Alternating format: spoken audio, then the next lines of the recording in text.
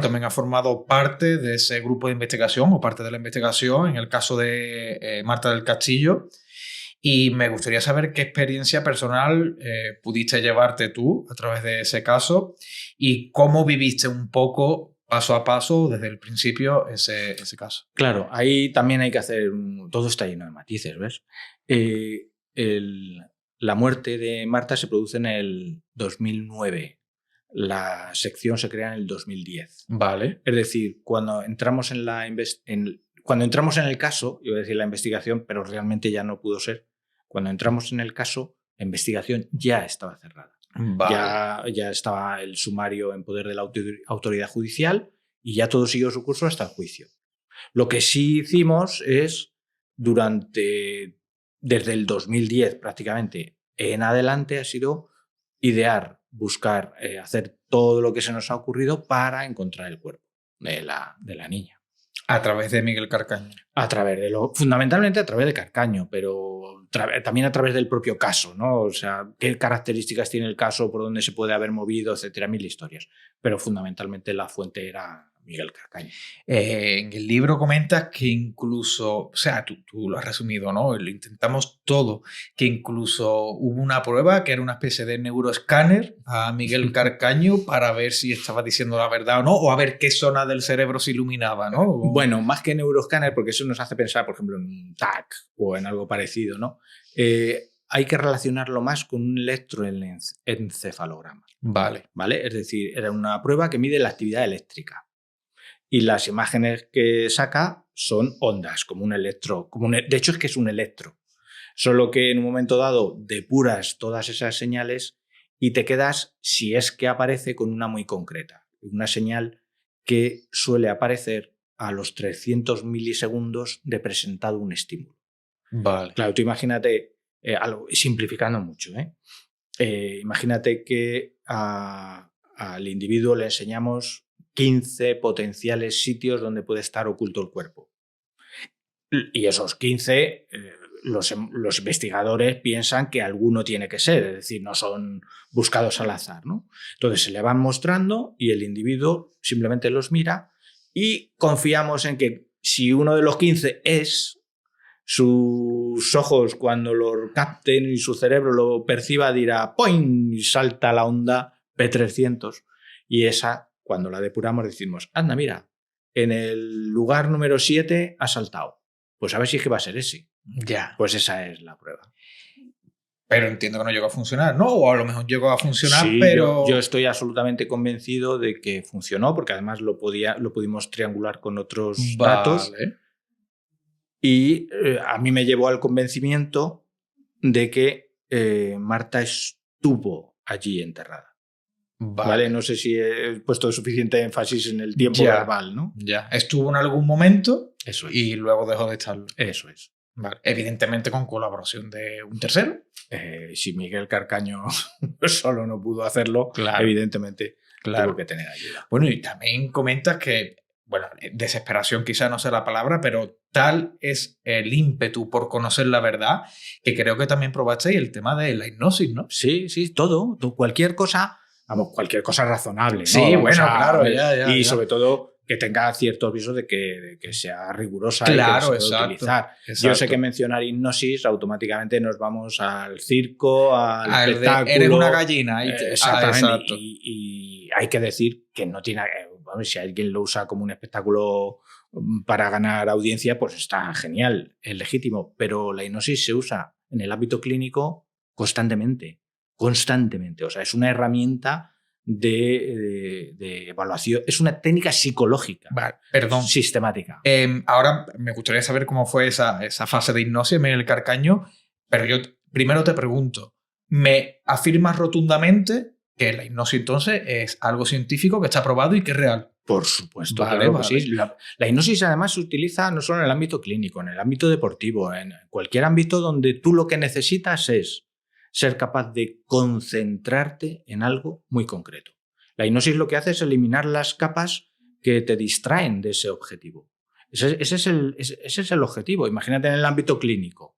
Si tú tienes una fobia, por ejemplo, pues gracias a la hipnosis vas a conseguir un estado de relajación tan potente que te vas a poder concentrar en esas técnicas de imaginación que van a catalizar, acelerar tu proceso terapéutico. O sea, la hipnosis es un proceso que te relaja para que tu cerebro se concentre, para que tu mente se concentre en aquello que es el objetivo, ¿no? O sea, de hecho, yo creo que, bueno, he visto que hay gente que prueba dejar de fumar a través de la hipnosis. Sí, por ejemplo, ¿no? Esa es una cuestión, ¿no? En un ámbito como puede ser este de las tomas de declaración, lo que puede llegar a permitir es que elementos que la persona no tenía accesible en su recuerdo, gracias a esta enorme capacidad de concentración, afloren.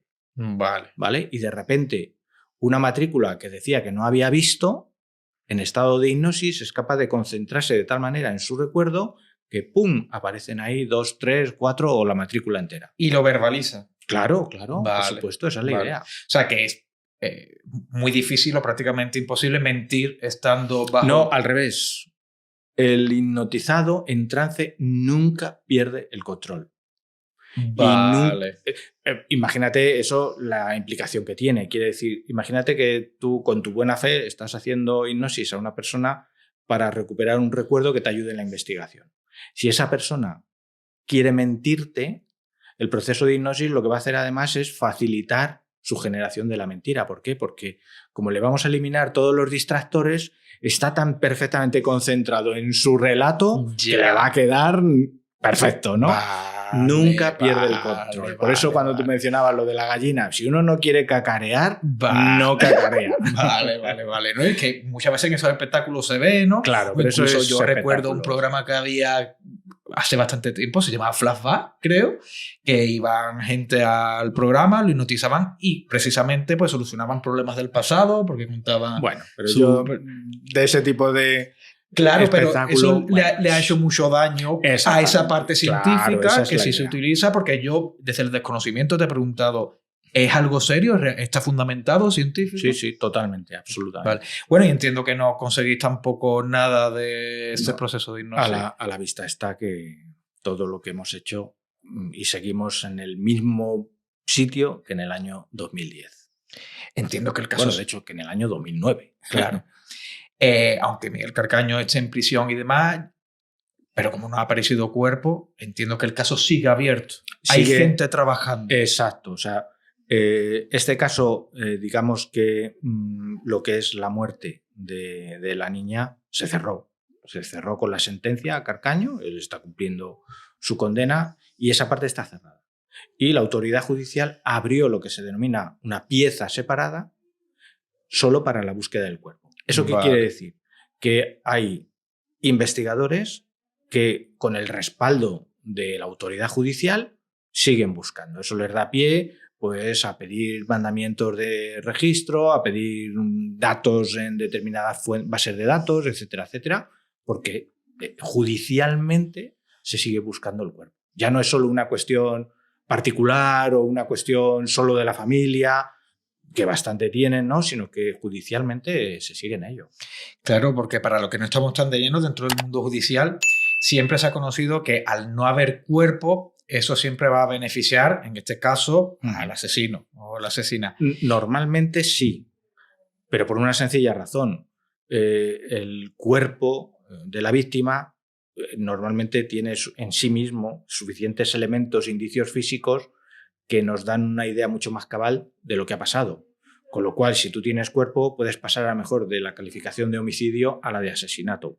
Vale. Si no tienes el cuerpo, un asesinato puede quedarse en homicidio porque no puedes probar nada más. ¿No? Es muy difícil lograr una condena sin tener cuerpo. En el caso de Carcaño se consiguió y además una condena muy potente. Es muy difícil, pero es posible. De hecho, hay varios casos, no solo el de Marta del Castillo, hay otros. Tengo mucha curiosidad, no sé si puedes hablar abiertamente sobre ello, sobre qué perfil o qué pudiste llegar a concretar con el estudio de Miguel Carcaño Porque a mí lo que me sorprende es que cambiase tanto de versión a lo largo de la investigación, a lo largo del caso, y yo supongo que eso tiene que dar un tipo de perfil, un tipo de mentalidad. Sí, pero cuando nosotros analizamos este tipo de casos, normalmente no entras a valorar, no entras a hacer una evaluación psicológica del individuo. A nosotros lo que nos importa es lo que ha hecho y por qué. Por ejemplo, tú mencionabas los cambios de versión. Sí. Claro, si lo tomamos en conjunto, ¿tú qué tienes? Pues que ha dado 7 versiones distintas. ¿Qué motivación puede tener alguien para dar 7 motivaciones distintas? Pues distraer, divertirse, hacer la puñeta, hacer daño. Es decir, así no funciona. Tenemos que ver cada una de las decisiones, de las declaraciones que tomó, por qué en ese momento tomó esa. Porque de ese modo la motivación de cada una de ellas es más real. Por ejemplo, ¿por qué en un momento dado pasa de lo que es un homicidio a incluir una agresión sexual? Ahí tenemos un cambio de versión. Pues hay que analizar. ¿Por qué incluye la agresión sexual? A lo mejor porque de ese modo evitaba un tribunal de jurado. ¿Ah, sí? Claro. ¿Por qué después en otra versión involucra al hermano? Imagino, porque a lo mejor está disgustado con él porque le ha dado la espalda. Es decir, si las tomamos en conjunto, nos generamos una motivación correcta, porque explicaría las 7 o las 8 o las que fueran, pero no sería la buena. Eso es lo que nosotros hacemos. Tomar cada conducta, cada acto y ver por qué has realizado esa conducta. Claro. Bueno, por lo que yo entiendo que podemos llegar a la conclusión de que esa máquina de la verdad, ese polígrafo, ¿no?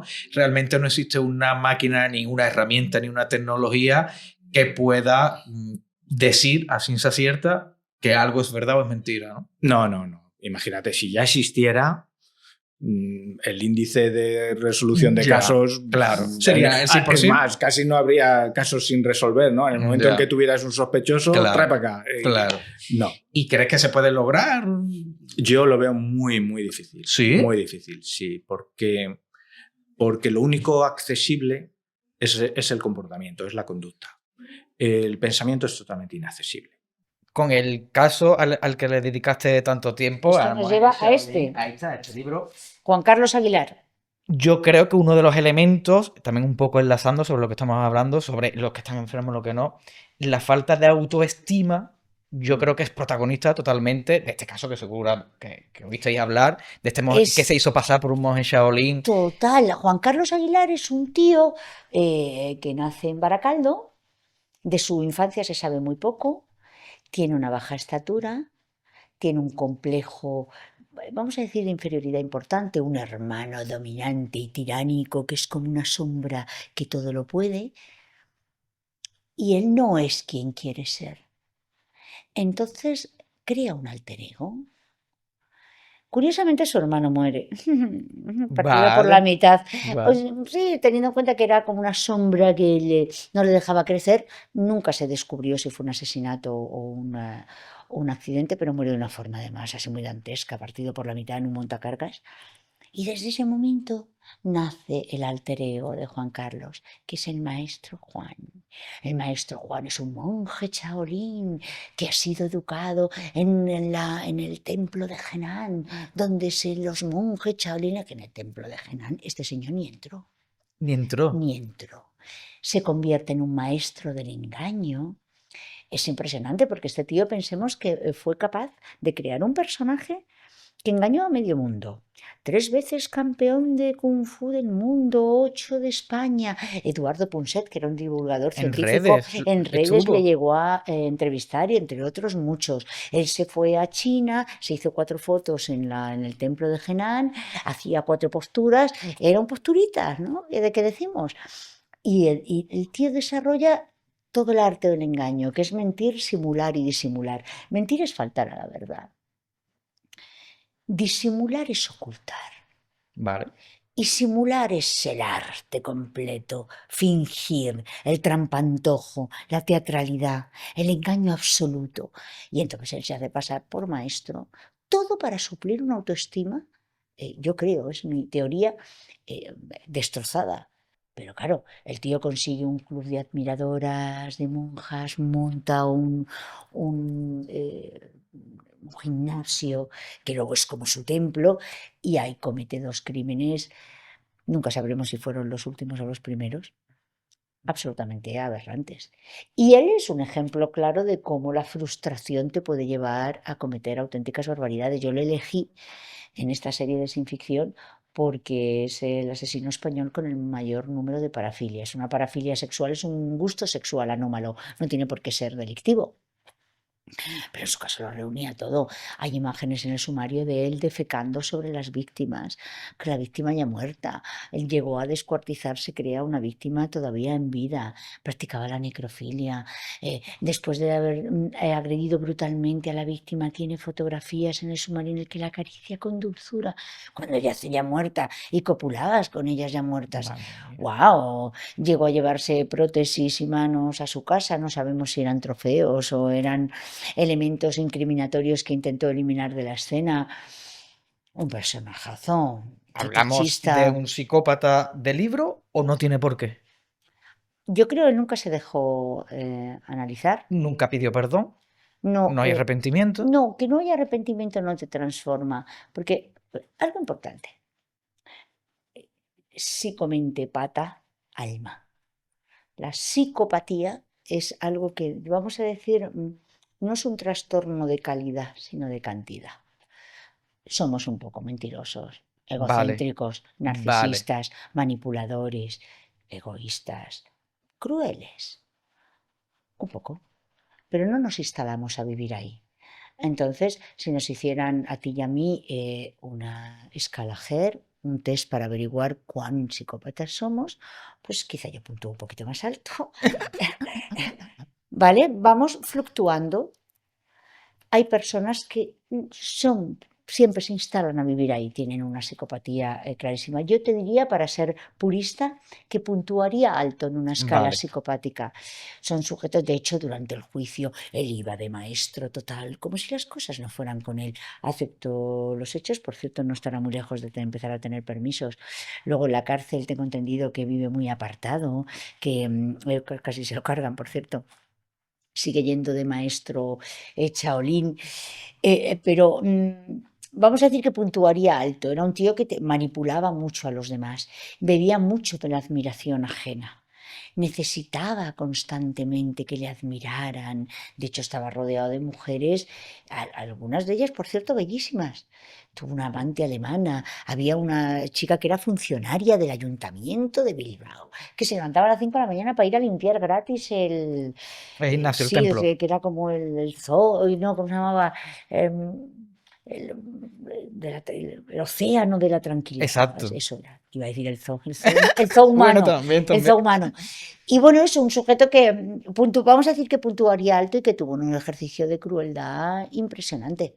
A mí me resultó muy fascinante. Su capacidad de engañarnos a todos, sobre todo. Y dentro de esa capacidad de engañar al resto de las personas, voy a hacer dos preguntas en una, que yo sé que está feo, pero lo voy a hacer. No, ¿por qué? Lo primero es, yo entiendo que existe esa inteligencia que muchas veces se liga con esa mente psicopática para ser capaz de engañar al resto. Y lo segundo, ¿no puede llegar el momento en el que él mismo se cree esa mentira o esa historia? Uno, no era una mente brillante. Si hubiera sido No lo era. No, si hubiera sido muy a su pesar. Si hubiera sido una mente brillante, hubiera resuelto sus problemas de otra manera. Vale. Es una respuesta muy coherente. Aprovechó lo que en España nos gusta un circo. ¿Tú crees? El Shaolin de Bilbao, niño. Oye, que soy campeón de Kung Fu y el primer maestro Shaolin de Bilbao. Te lo compro. Te lo compro porque vienes con tu capa, tu rapao y tu shun shun.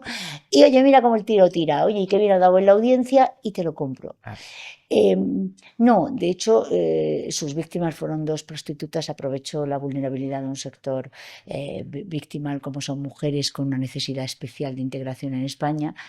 Y aunque tenía mucha capacidad de seducción, cuando te pones a rascar, elegía a víctimas muy propensas, mujeres con muchas carencias afectivas, porque en el mundillo la gente decía, este es un posturas, este es un mangunga, se le veía venir. Bueno, en un espectacular que le contrataron, Vamos. hizo, o sea, no lo hizo No directamente, no lo prepararon todo la no lo plaza, eso lo preparó, cuentas eso es, perfectamente. y cuando tenía que hacerlo, dijeron, que este tío, porque claro, tenía que hacer algo que era una cosa y dijo, hostia, no lo veo claro. O sea, en el entorno la gente sabía que era un cara dura. Y yo no creo que él se lo llegara a creer. Cuando te crees el personaje lo llamamos mitomanía. Oye, está el delirio, cuidado que es interesante, el delirio que se nos ocurre mucho, en realidad todos. Está el delirio psicótico, como os decía antes, del que ve dragones, y luego está la interpretación delirante, en la que cualquiera de nosotros reinterpreta la realidad de forma errónea. Y si, por ejemplo, mañana te cruzas conmigo y yo no te saludo, tú puedes pensar, joder, le caigo mal. Ya. Error, soy miope y coqueta. Buisingafi no veo un pijo. Esa es la realidad. Así que no te he visto. Ya está. Pero entonces tendemos muchas veces a reinterpretar. Yo creo que él, de hecho, hay un libro muy interesante sobre la mentira que habla, vamos a decir de algún modo, el estafador consciente, el truán, el que te engaña y te la cuela, del fantasioso que se lo cree. Yo no creo que él. Me estoy acordando, ¿os acordáis de aquel personaje que por cierto ha muerto hace poco? El Sí. Hombre, por Joder. Dios, que él venía a una Sí, nave nave espacial con que forma de cabía en autobús, nave con- 3.000 plazas de Ya me parking. seguro que que no lo era, dejan en los que comentarios. era un fenómeno, era un tío Es que tierno. tengo raticulín metido en la cabeza. No, pero no era Jesús, Ratico. Jesús. No ¿No me se llamaba acuerdo, Jesús? no me acuerdo de él. Ya, nos acordaremos durante la entrevista. Todo el mundo sabe de quién está hablando. Él se lo creía. Él se lo creía. Vale, era un personaje que generaba muchísima ternura, porque él venía va a venir en una nave que ocupa 3.000 plazas de parking, y el su. No sabía quién es Antonio. ¿El Penumbra era? No, no es el No, yo creo que Penumbra. era otro. No, Penumbra no es. No. No sé, ya no. Carlos Carlos Jesús. Carlos Jesús. Carlos Jesús va por ti, Carlos Claro, Jesús. claro. Era un personaje tiernísimo, porque él creía Ya. que entonces él es el mitómano, el que se cree. Este tío no, este tío sabía perfectamente que su historia era completamente impostada y de hecho él lo utilizaba con personas especialmente vulnerables. Nuestro querido Carlos Jesús, no, que por cierto creo que ha muerto en la miseria más absoluta. Sí, o que sí, bueno, puede ser, igual Sí. que muchos de estos personajes, ¿no? Que salen en la tele hace tiempo, que muchas veces Sí, han bueno, acabado. porque, bueno, en fin, eso ya Sí. da para otra. Porque... Sí. ¿Qué condena tiene Juan Carlos? Hemos hecho- Juan Carlos fue condenado por 2 asesinatos. Está en la última vez, yo le escribí para hacer el libro y le dije, oye, todo el mundo tiene derecho a que se oiga su versión y a mí me encantaría, voy a verte y si quieres dar tu versión de los hechos. Me consta que lo recibió, nunca me contestó. Eso lo pones al final del y libro, lo último, aclaras. efectivamente, lo último, dice en el Tribunal Europeo de Derechos Humanos que cuando alguien decide guardar silencio, se puede interpretar ese silencio, nadie puede ser condenado solo por guardar silencio o por negarse a declarar, pero cuando las evidencias contra ti son clamorosas, Que ella otorga, ¿no? el hombre inocente desea explicarse y digamos que el que no lo hace será que es que no tiene explicación alguna. Él decidió no contestar. Y lo último es que estaba en la cárcel de Brieva. No, mentira, no estaba en Brieva. No, ahora me he ido por Ana Julia Quezada a la cárcel de Brieva. No recuerdo ahora mismo el centro penitenciario, pero estaba en cumplimiento y ya debe estar cerca a empezar a disfrutar de permisos. Pero no tiene sentido, ¿no? O No sea, tiene pena permanente revisable porque no fue condenado a permanente revisable. pero hace relativamente poco tiempo de eso. Los hechos, si no recuerdo mal, son en el 2013. Estamos en el 25. El primer, claro, pero condenado por 2 asesinatos a no más de 25 años por cada uno. Podría empezar a pedir permisos con el primer cumplimiento de la condena. ¿Cómo es esto de la reducción de condena por buen comportamiento? Ya no. Ya no existe eso. No. Hasta el Código Penal de 1995, por cada 2 días de trabajo se reducía 1 de condena. Vale. Y eso hacía que personajes como pues el Mataviejas de Santander, José Antonio Rodríguez Vega, en un solo año 16 ancianas. Madre mía. Un asesino en serie de los más voraces que hemos tenido, pues que en el año 2002 a la calle. El perfil criminológico es una herramienta que coadyuva a la investigación. Cuando, por ejemplo, la investigación está atascada, puede ayudar a que se abra una nueva línea de investigación. ¿Por qué? Porque el analista de la conducta, el profiler, va a crear un informe dando nuevos datos, dando nuevos elementos, nuevas características para que se siga la investigación. Un profiler no te dice quién es el asesino. Un profiler no te dice, este crimen lo ha cometido Pepito Grillo, con perdón de Pinocho. Sí. Sino que lo que hace es que, analizando 5 elementos, el modus operandi, la firma, el escenario del crimen, la victimología y el geoperfil, te va a determinar qué tipo de persona puede haber cometido ese delito. ¿Esto qué hace? Lo que hace es eliminar a muchísimos sospechosos a la hora de empezar a investigar. Cuando se comete un crimen, normalmente un delito de sangre o una agresión sexual, o también un delito contra los menores, se suele empezar a investigar de modo inmediato al entorno. Por eso, la gran mayoría de asesinos múltiples, con características como organización, características como la planificación, racionalización, van a buscar víctimas desconocidas porque saben que no van a vincularle con la víctima. Pero, ¿qué es un perfil criminológico? Un perfil criminológico lo que hace es, tras analizar la escena del crimen, la víctima, quién era la víctima, cuál ha sido el modus operandi. Cuando hablamos de modus operandi no hablamos solo de cómo se ha cometido el crimen, hablamos de cuál ha sido el punto de encuentro con la víctima, dónde la ha encontrado, la ha ido a buscar, se la ha encontrado por la calle, escoge a las víctimas por determinados rasgos físicos, etnia, edad, sexo, dónde se la ha llevado después, qué ha hecho con la víctima, la ha matado rápido, ha tardado 3 días en matarla. Puede implicar rasgos de sadismo, puede implicar simplemente que lo que quería era secuestrar a una víctima y ver si soy capaz de matar y la mato de manera rápida. ¿Dónde abandona el cadáver? Es un lugar sencillo de encontrarlo, lo deja a la intemperie, lo destruye, lo quema. ¿Cómo sale de la escena del crimen? Tiene conciencia forense, es decir, se ha tapado la cara, ha llevado guantes, si ha cometido una agresión sexual, se ha puesto un preservativo. Todo eso forma parte, y muchos más elementos, del modus operandi. Toda esa información nos puede decir si es una persona planificadora, organizada, si tiene rasgos de sadismo, si es una persona fría, determinados rasgos de personalidad. Y luego vamos a las evidencias conductuales que ha dejado en la escena, que se ha llevado. Tenemos sujetos que se llevan cosas de la escena del crimen. Tenemos sujetos que ex novo dejan cosas en la escena del crimen. Richard Ramírez dejaba mensajes en la pared de sus víctimas. Y luego tenemos la víctima. ¿Quién es la víctima? ¿Por qué la selecciona? La selecciona, como he dicho antes, por la ubicación, por dónde estaba, por la hora que es. ¿Es una víctima al azar? ¿Es una víctima simbólica? ¿Es una víctima que cumple con las fantasías? ¿O es un tipo de víctima que el asesino considera que no debería estar en sociedad? Los asesinos misioneros, por ejemplo. Y luego tenemos también el analizar, cuando se tiene varias escenas del crimen, analizar los distintos escenarios y hacer un geoperfil para tratar de averiguar 3 cosas. Primero, ¿dónde posiblemente tiene el punto de anclaje ese agresor? ¿Cuál es el mapa mental de ese agresor? ¿Y en qué lugar puede volver a atacar o a llevarse una víctima?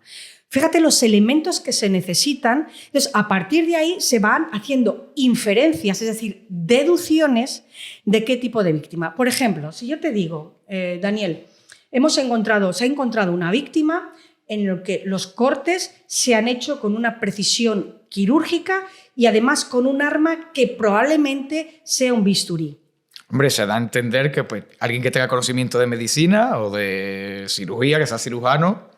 Bien, pues analizando las heridas, la herida, con qué arma se ha llevado a cabo, si la herida, si es una sola apuñalada, si la ha apuñalado una vez, si la ha apuñalado 36 veces, que desde el punto de vista jurídico-penal hablaríamos de ensañamiento, pero desde el punto de vista criminológico hablamos del overkill, de provocar a la víctima un dolor innecesario antes de morir, pues eso nos va a decir, por ejemplo, no es lo mismo que te den una puñalada certera en el corazón que un sujeto que apuñala a su pareja o su expareja 37 veces. Entonces, ¿hay ira? ¿Hay rabia? ¿O lo que hay es sadismo?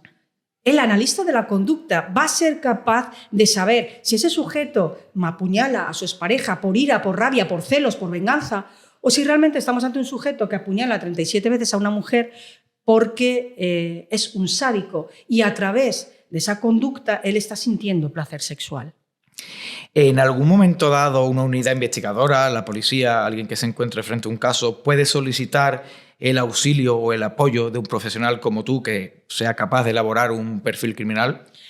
Ahora, en España, en este momento, los diferentes cuerpos y fuerzas de seguridad, tanto los autonómicos como los estatales, tienen sus propias unidades de análisis conductual. Una se llama análisis de la conducta, otra unidad de ciencias del comportamiento, análisis del comportamiento. La primera fue la Guardia Civil, después fue la Policía Nacional y ahora el China y Mossos también lo tienen. Hay un caso paradigmático en España y es que cuando Joaquín Ferrandiz, que por cierto, hoy podemos hablar de ese punto inicio y final, cuando Joaquín Ferrandiz se le estaba buscando por la muerte, agresión sexual y asesinato de 5 mujeres, se pidió ayuda al gran Vicente Garrido. Y Vicente Garrido, la policía estaba siguiendo una línea de investigación en la que tenía pistas sobre, o ellos creían que el asesino podía ser un camionero. Vale. Pero no lo tenían claro, les faltaban datos, es lo que te he dicho antes. El perfil criminológico, en este caso Vicente Garrido hizo criminológico, hizo perfil geográfico, es una herramienta que ayuda a la investigación, ¿de acuerdo? Abre nuevas líneas de investigación, abre nuevas puertas, ofrece nuevos datos de apoyo para la investigación. Pues Vicente Garrido lo que hizo, y utilizando la técnica del círculo de Canter, fue capaz de decir en qué lugar probablemente viviría el asesino. ¿Y cuál fue la sorpresa cuando no solo pues acertó muchísimo? Bueno, acertó es una palabra que no me gusta porque parece que estamos hablando de azar. Vale. Estamos hablando de un trabajo empírico.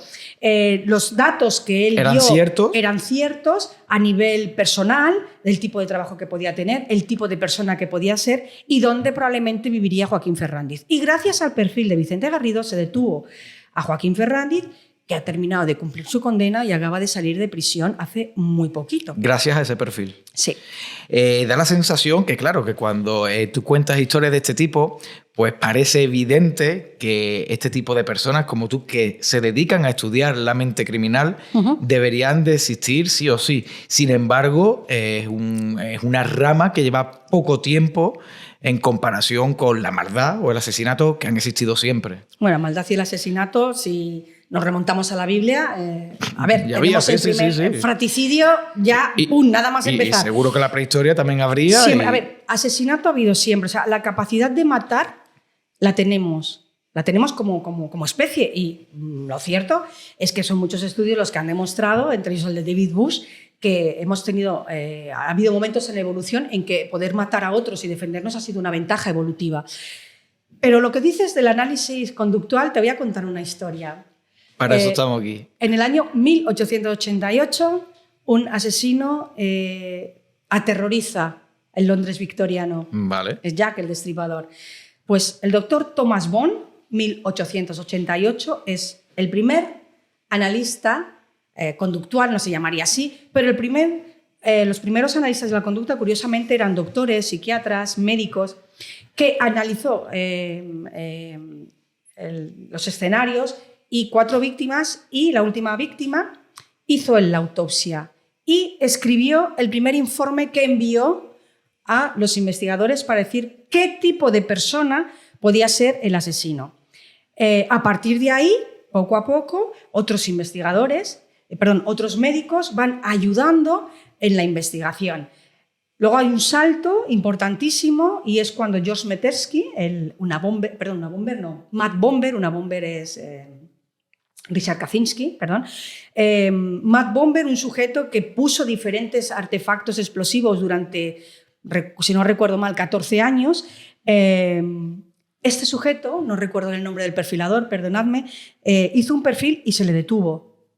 Y a partir de ahí es cuando empiezan a trabajarse en la unidad de ciencias del comportamiento. En la serie Mindhunter, cuando vemos a Ressler, Douglas y Ann Burgess, la psicóloga, eso es absolutamente real. A Robert Ressler se le ocurre una idea, y la idea es: ¿por qué no hablamos con estos sujetos que ya han cometido delitos y que son asesinos en serie. Es algo que parece coherente. Exacto, y aquí estaríamos hablando del método inductivo. Todo lo que he dicho hasta ahora es el método deductivo.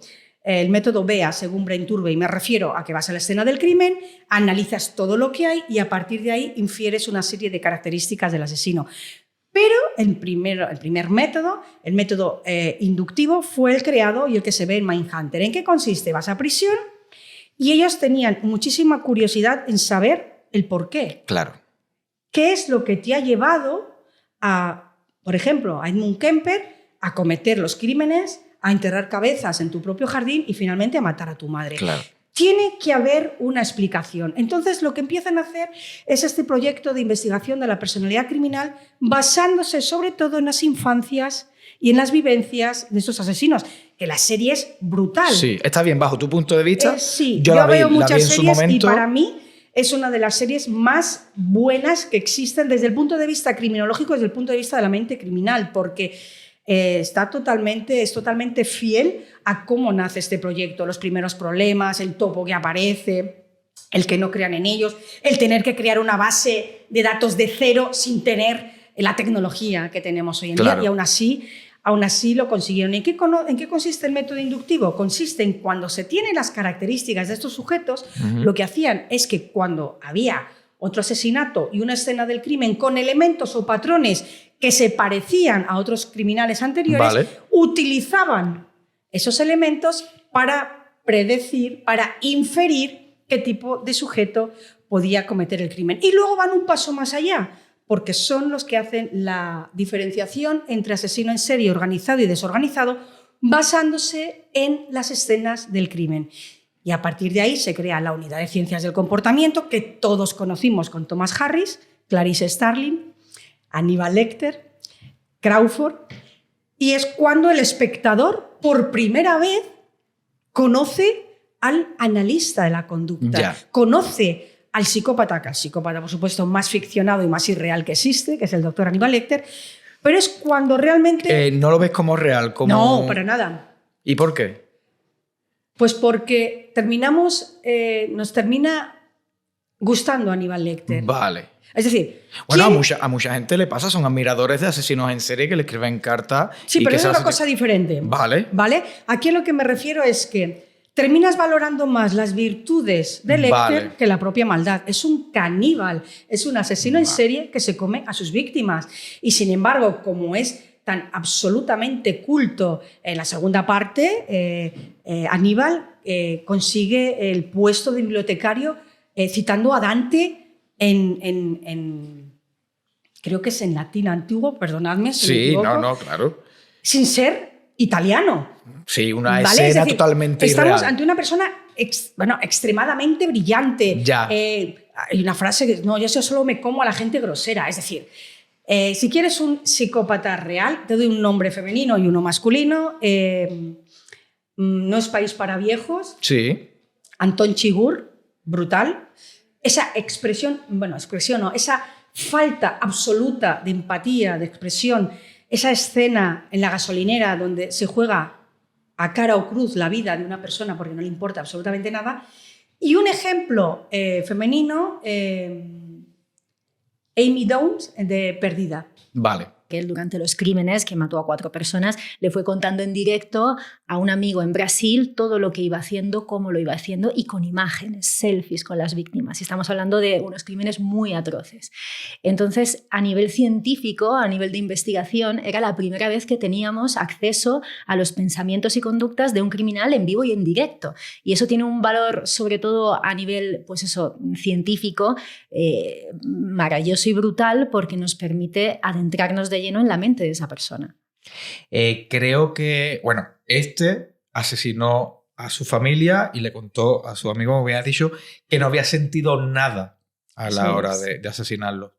Y creo que la defensa alegó que tenía algún problema mental y no sé hasta qué punto un problema mental, aunque esté diagnosticado, puede restar condena o puede restar pena a alguien que ha cometido un homicidio o un asesinato en este caso.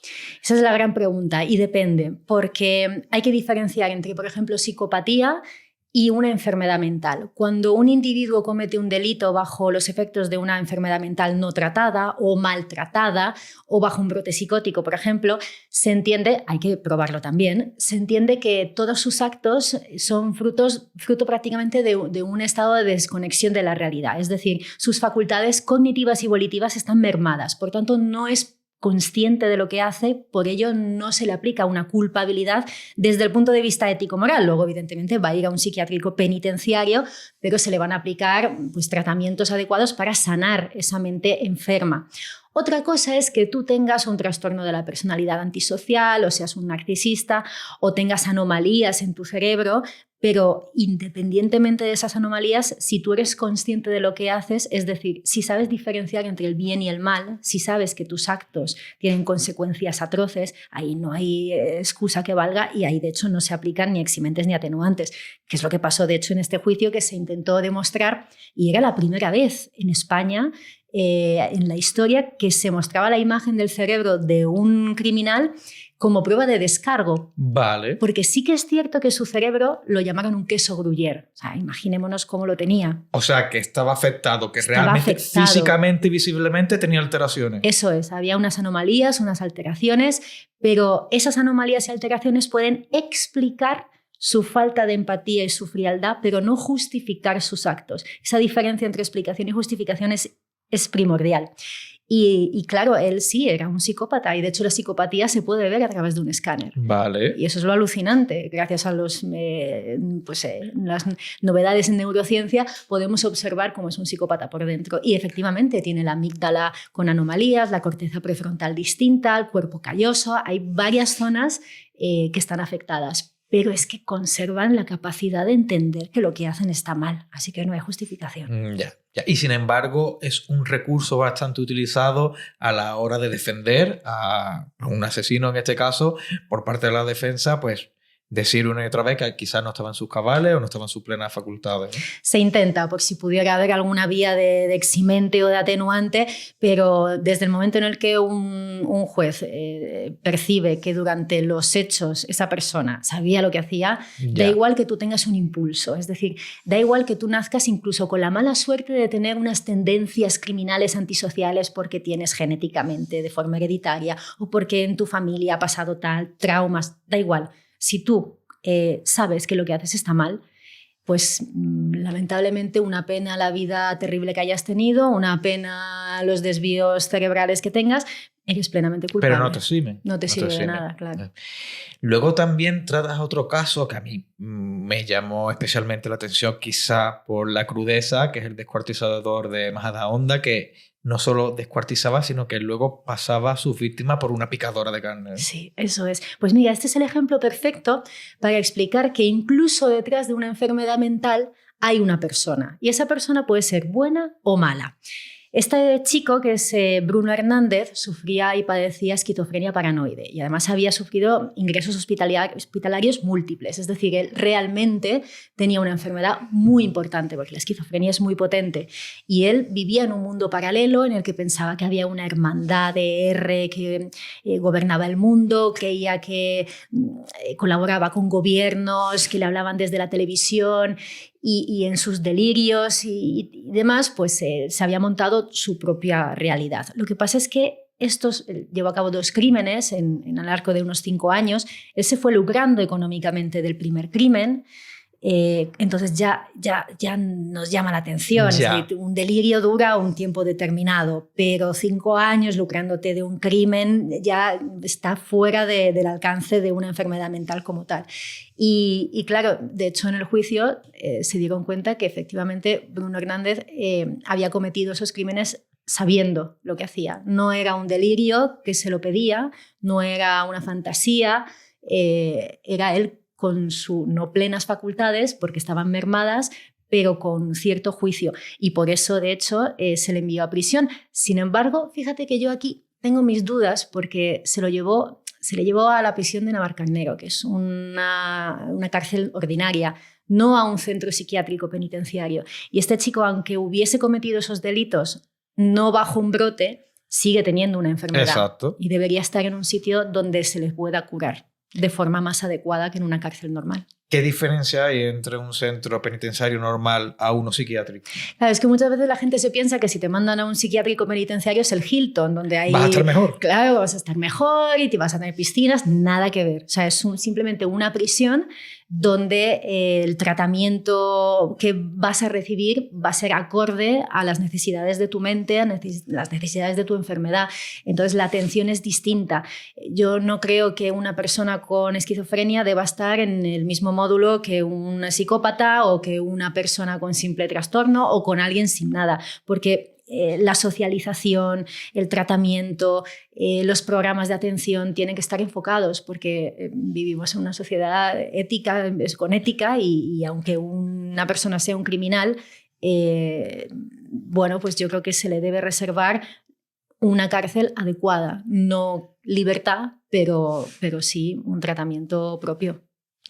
Luego también pues hemos visto 2 casos de 2 personas que aparentemente, una con más razones que otra, no están bien mentalmente y cometen asesinatos, pero luego también encontramos el caso como el celador de Olot, que prácticamente mata o empieza matando, no sé si para ayudar, pero al menos como a medio de compasión, ¿no? O sea, sí. Es la diferencia entre los tipos de mentes asesinas que puede haber.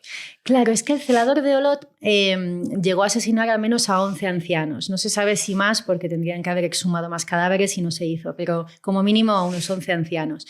Él decía que lo hacía para evitarles el dolor, el sufrimiento, lo que conocemos como el ángel de la muerte.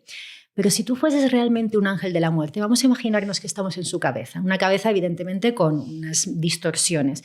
Imaginémonos que realmente pensamos que hay unos ancianos que lo están pasando muy mal, que vivir así no es vivir y les practicamos una especie de eutanasia por compasión, ¿vale? Dentro de esa imaginación, el concepto es hacer el bien a esa persona, ayudarla, facilitarla, ¿no? Facilitarle ese camino hacia la muerte. Pero es que el celador de Olot en los últimos 3 crímenes utilizó unos compuestos químicos tremendamente dolorosos y corrosivos. Entonces, él vio el dolor en los ojos de sus víctimas. Ya no concuerda con el ángel de la muerte. No lo estás haciendo por compasión si estás viendo cómo sufren. Entonces eso despistó un poco a la hora de determinar si era realmente ángel de la muerte o no. En cualquier caso, él también era plenamente consciente de lo que hacía. Ya. ¿Hay alguna diferencia desde el punto de vista científico o de la neurociencia entre aquellos asesinos que lo hacen a través de la violencia, como hablamos de descuartizar y luego pasar por una picadora, aquellos que lo hacen por medios pues a través de envenenamiento, un poquito más pasivos? Aquí estuvo Paz Velasco de la Fuente, que hacía una gran diferencia entre cómo mataban los hombres, por norma general, y cómo luego mataban las mujeres, ¿no? Y siempre parecía que había una tendencia a que el hombre era más violento en este aspecto y la mujer, pues quizás si fuese un poco más fría en este aspecto y utilizase más otros métodos como el veneno y demás. Sin embargo, aquí tenemos a un hombre que utilizaba también el veneno, o medicamentos que provocaban la muerte. Sí, es verdad que hay diferencias entre cómo matan los hombres y cómo matan las mujeres. Hablamos en general, ¿no? Generalidades. Luego hay casos y casos.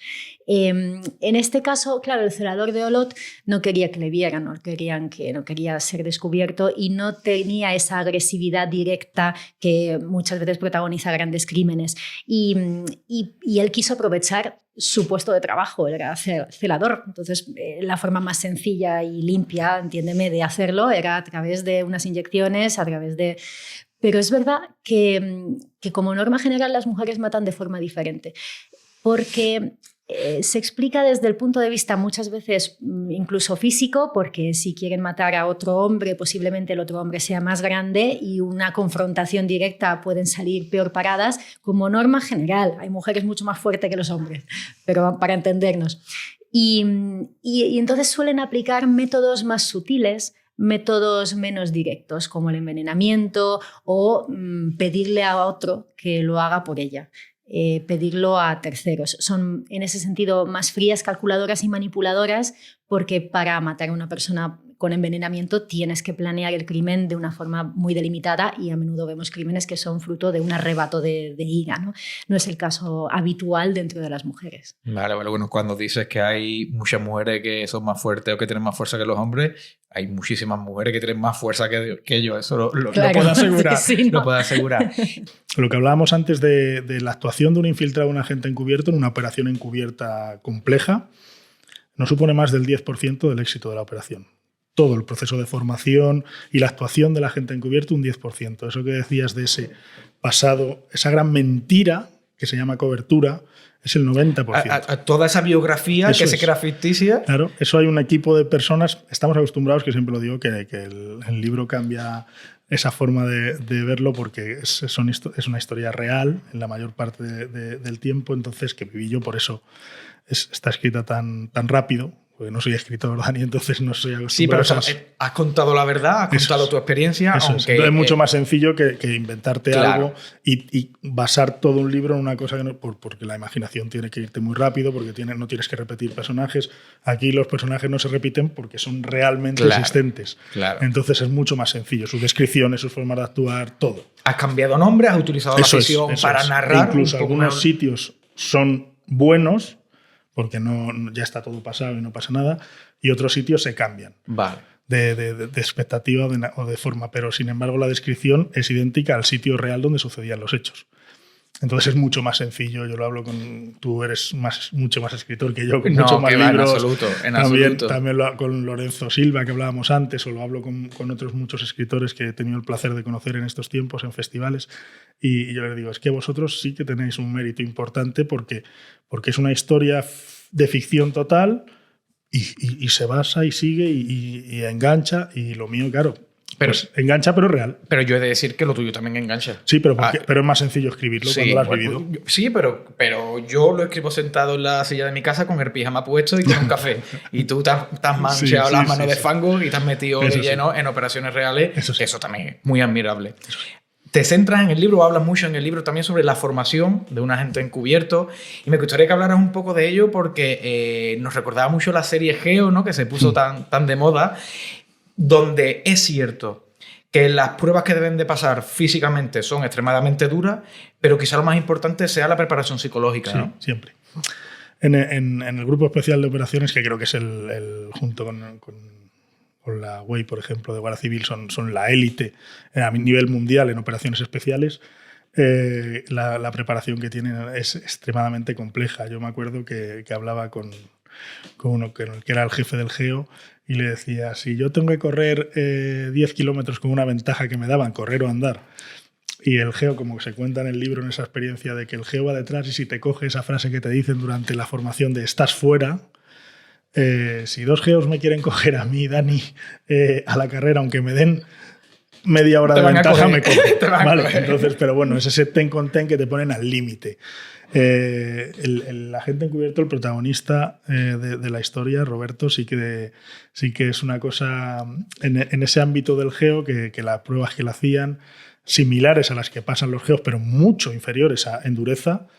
Y muchas veces lo que peor llevaba era la resistencia psicológica, y que pensaba, pero ¿qué hago yo esto si yo voy a estar con criminales? Claro. ¿Qué criminal se mete en pelotas en un río en enero?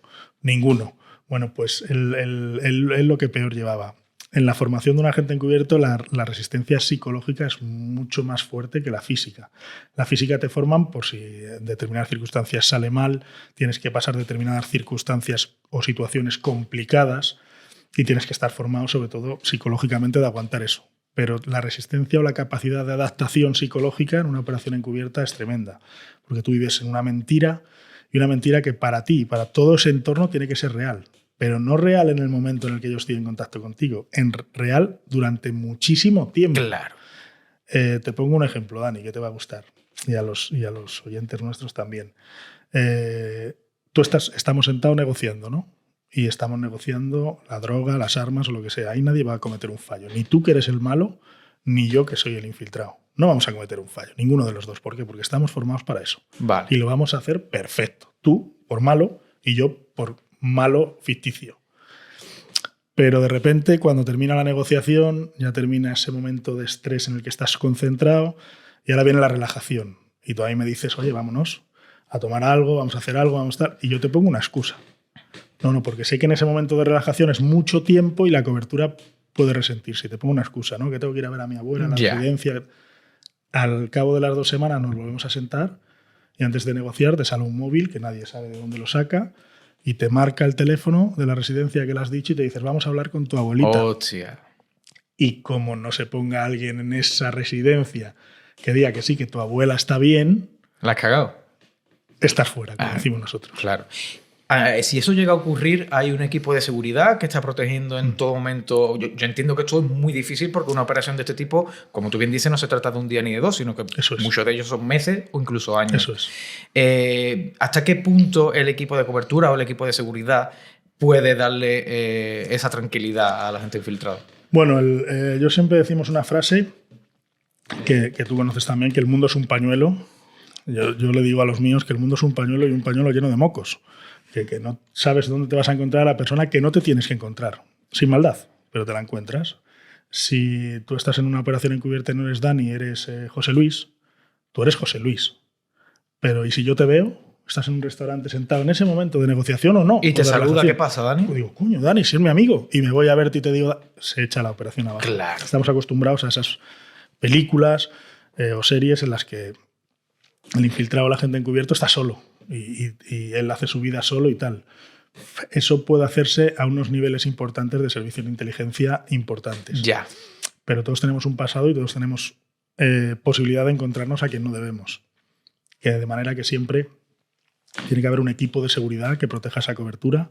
En el libro se cuenta, es decir, que el agente encubierto está sentado negociando con gente que no tiene queso y una persona, pues el equipo de seguridad tiene que sacarla e inventarse una pelea y todavía estará pensando porque le pegaron en ese restaurante. Pero es más importante la operación y poder salvar vidas que 2 o 3 puñetazos. Claro que sí, claro que sí.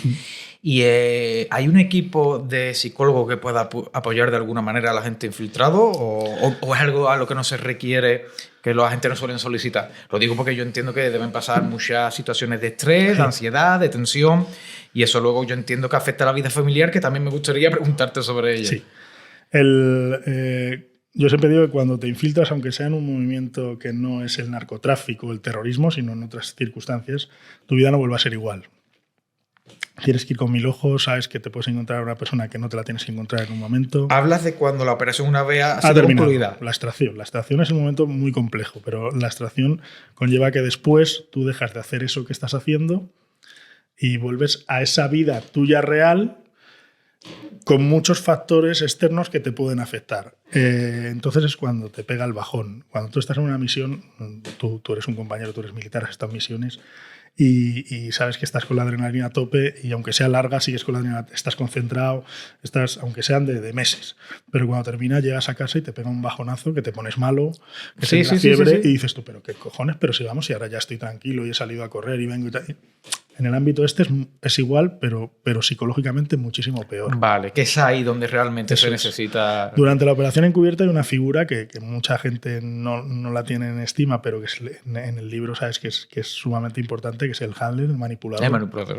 Que pasa francamente las de Caín, Dani, porque en una operación encubierta fuera de todos los cauces normales, que esta operación es fuera de todos los cauces normales, con informaciones buenas, y el estrés de la posibilidad de un atentado terrorista si fallas, sin tener controlado el resto de canales o de cauces del tráfico de armas en Europa, solo el tuyo, el que crees tú que es el bueno, es complicado.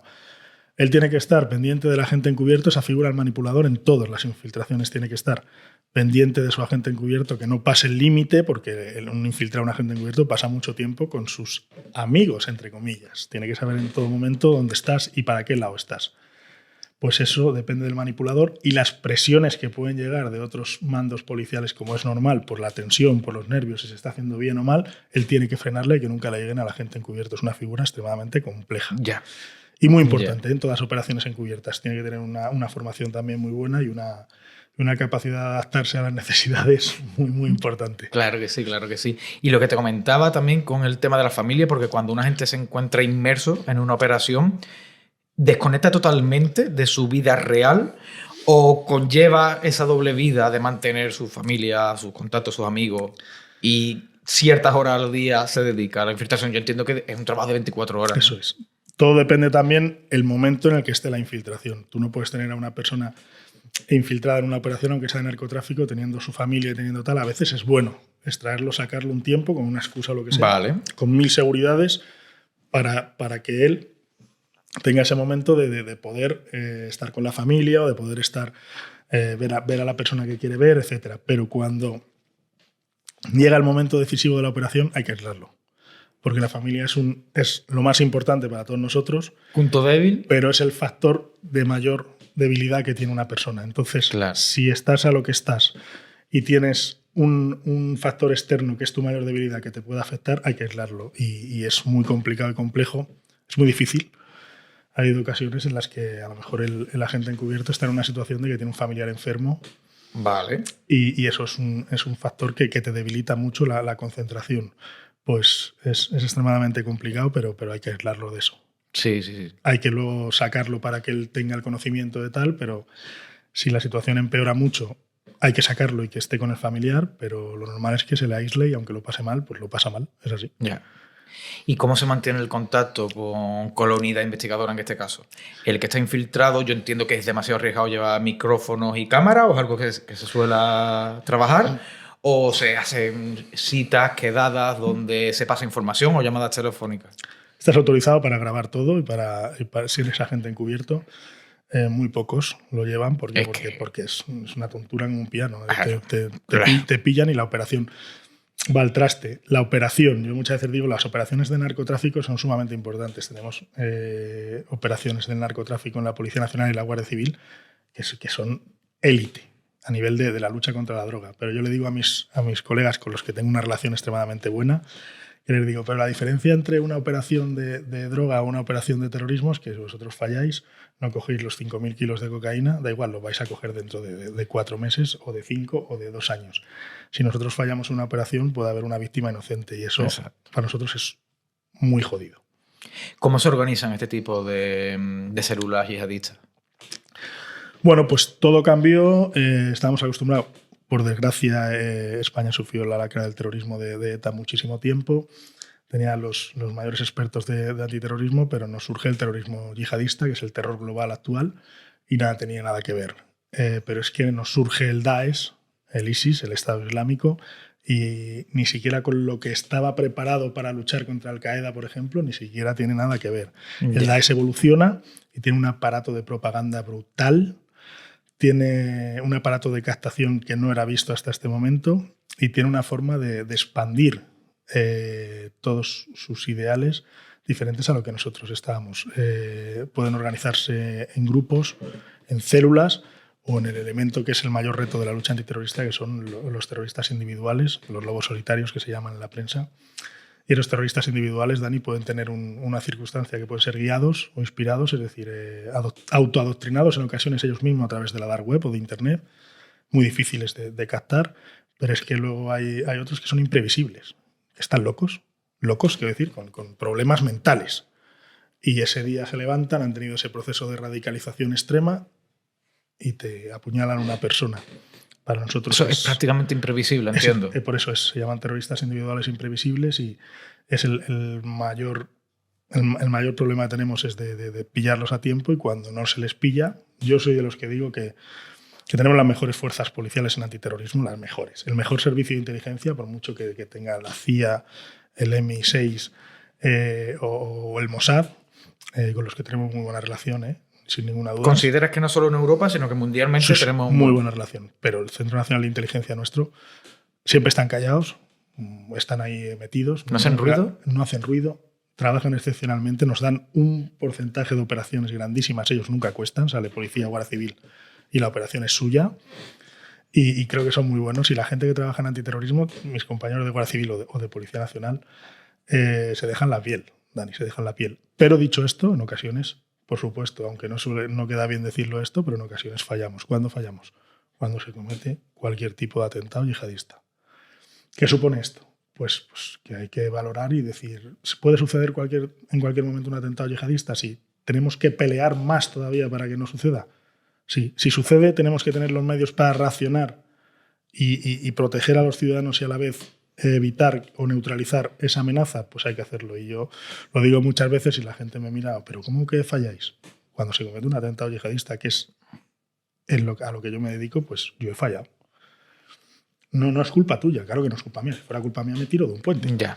Pero hay que decir que si se cometen, pues nosotros tenemos que tratar de evitar eso y a veces se falla. Cuando nosotros analizamos este tipo de casos, normalmente no entras a valorar, no entras a hacer una evaluación psicológica del individuo. A nosotros lo que nos importa es lo que ha hecho y por qué. Por ejemplo, tú mencionabas los cambios de versión. Sí. Claro, si lo tomamos en conjunto, ¿tú qué tienes? Pues que ha dado 7 versiones distintas. ¿Qué motivación puede tener alguien para dar 7 motivaciones distintas? Pues distraer, divertirse, hacer la puñeta, hacer daño. Es decir, así no funciona. Tenemos que ver cada una de las decisiones, de las declaraciones que tomó, por qué en ese momento tomó esa. Porque de ese modo la motivación de cada una de ellas es más real. Por ejemplo, ¿por qué en un momento dado pasa de lo que es un homicidio a incluir una agresión sexual? Ahí tenemos un cambio de versión. Pues hay que analizar. ¿Por qué incluye la agresión sexual? A lo mejor porque de ese modo evitaba un tribunal de jurado. ¿Ah, sí? Claro. ¿Por qué después en otra versión involucra al hermano? Imagino, porque a lo mejor está disgustado con él porque le ha dado la espalda. Es decir, si las tomamos en conjunto, nos generamos una motivación correcta, porque explicaría las 7 o las 8 o las que fueran, pero no sería la buena. Eso es lo que nosotros hacemos. Tomar cada conducta, cada acto y ver por qué has realizado esa conducta. Claro. Bueno, por lo que yo entiendo que podemos llegar a la conclusión de que esa máquina de la verdad, ese polígrafo, ¿no?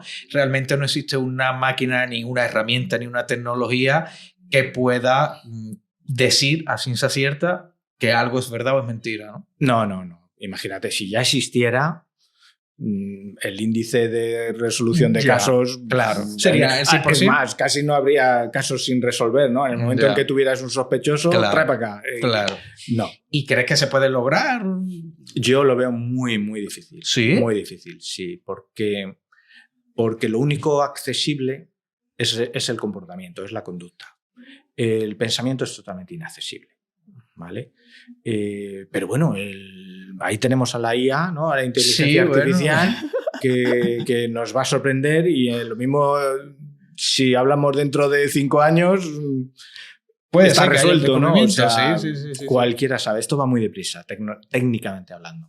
¿Y de qué manera puede estudiarse esa comunicación no verbal, que siempre también ha gozado de bastante fama, en los gestos, en la manera, incluso el tono de la voz, en los ojos? También es algo bastante acertado confiar en ese tipo de detalles. Es una herramienta de investigación. Por sí sola no te da certeza. Vale. Pero, otra herramienta más. Exactamente, pero te da pistas. Es decir, si en una toma de declaración hay determinados comportamientos, pues en relación con los datos de ese caso, tú valoras si son coherentes, si no son coherentes, si esa expresión es la que debíamos esperar en ese momento o no. Son pistas, es una herramienta más. O sea, si alguien nos dice que determinado gesto se debe traducir porque está mintiendo, yo desconfiaría. Ya, ¿vale? Porque no es tan básico, no es tan concreto. Cada persona tiene su... Ahí justo has dado en el clavo. Claro. No hay yo suelo emplear la palabra diccionario. No hay un diccionario universal de gestos que asociemos con verdad o mentira. Pero cada uno tiene su propio diccionario. Claro. A que a ti, a Daniel, en tu casa te conocen todos los gestos. Mi mujer me conoce prácticamente. Perfectamente, conoce tu diccionario. Claro. Esa es la idea. Claro que sí. Y eso evidentemente es muy difícil de llegar con una persona con la que a lo mejor, no sé si tenéis la oportunidad de hablar cara a cara con ellos, pero por mucho contacto que tengáis, nunca vais a llegar al 100% a conocer. Claro, por eso es muy importante, por ejemplo, grabar todas las declaraciones. Vale, claro. Porque eso te permite hacer un análisis muy exhaustivo del comportamiento de esa persona. Y ese comportamiento, o sea, esa comunicación no verbal, realizas tú desde el punto de vista de la psicología o alguien concreto que se dedica solo y exclusivamente No, eso es pura psicología. Es pura psicología, Es pura ¿no? psicología. Es decir, eso también tiene su estudio, Sí, tiene sí, sus sí, reglas sí, detrás, y sí. tiene su, Exactamente, sí, no sí. tiene ese diccionario del que habla. Tiene unos conceptos psicológicos muy profundos para llegar ahí. Al fin y al cabo es un comportamiento básico en el ser humano, ¿no? Sin él no seríamos quienes somos. Claro. Somos animales gregarios y dependemos de nuestra interacción. Tú y yo ahora mismo lo estamos haciendo. Si yo ahora me callo, no digo nada, me levanto y me voy, a que te quedas mal. Digo, qué hombre más raro. Exactamente, ¿no? Me ha dejado aquí a medias, ¿no? Yo siempre lo que diría es que a mí siempre se me ha dado fatal mentir. Si yo tuviese, no ya que decir una mentira sin importancia, que también me costaría mucho, sino de mentir sobre algo tan importante, yo creo que a mí me cogerían, pero del tirón. Sí, pero... Y estoy hablando un poco de memoria. Eso es un sesgo muy común. Es decir, todos no, es una palabra demasiado general. La mayoría consideramos que somos muy malos mintiendo y al mismo tiempo consideramos que no somos malos del todo detectando la mentira, ¿no? Sí, y luego, es cierto. Luego la realidad... Pues, bueno, nos la meten doblar Exactamente. y a lo mejor nosotros también soltamos de vez en cuando una mentirilla. Y cuela. Y cuela. Sí, sí. Y cuela. Bueno, también, que lo tengo aquí todo apuntado, también formaste parte del caso del violador de Ciudad Lineal, Sí. que hablas de él en el libro, y me gustaría también que me contases tu experiencia también en este caso.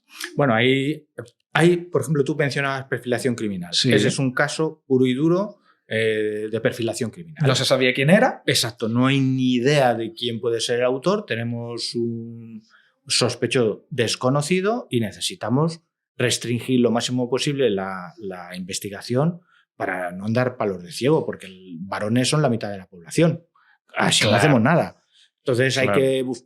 hay que ver qué tipo de hombre tenemos que buscar, qué características tiene, dónde vive, dónde trabaja, a qué se dedica, cuál es su forma de actuar, de vestirse, de mil historias. Pero no se sabe nada. Al comienzo no. Al comienzo, claro, me refiero Pero al ya a comienzo. base, claro, no, al principio nada. Sabes que tiene un coche y a base de tomar declaración a las niñas te van dando algún dato, Ya. pero también teniendo en cuenta que son datos proporcionados por niñas de 8 años.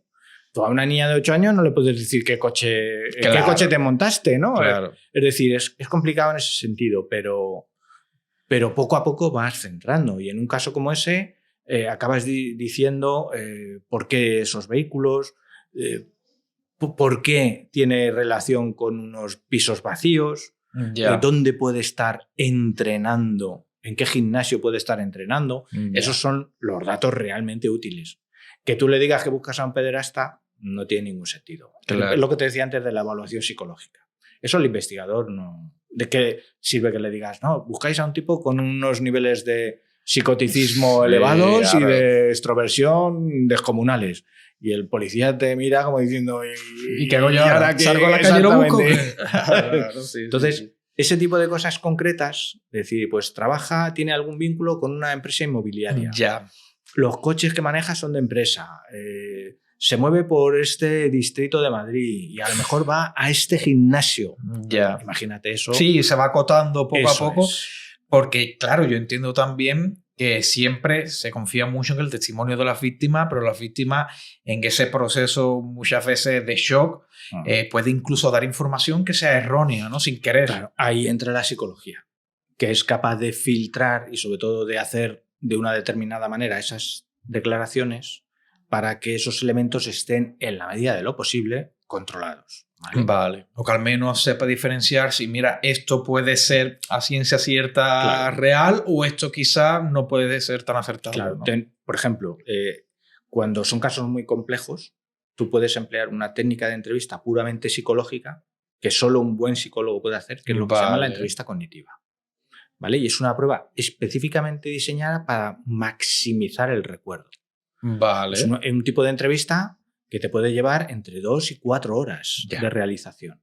Es decir, eso en una oficina de denuncias es impensable, ¿no? Pero en determinados casos puede ser muy útil.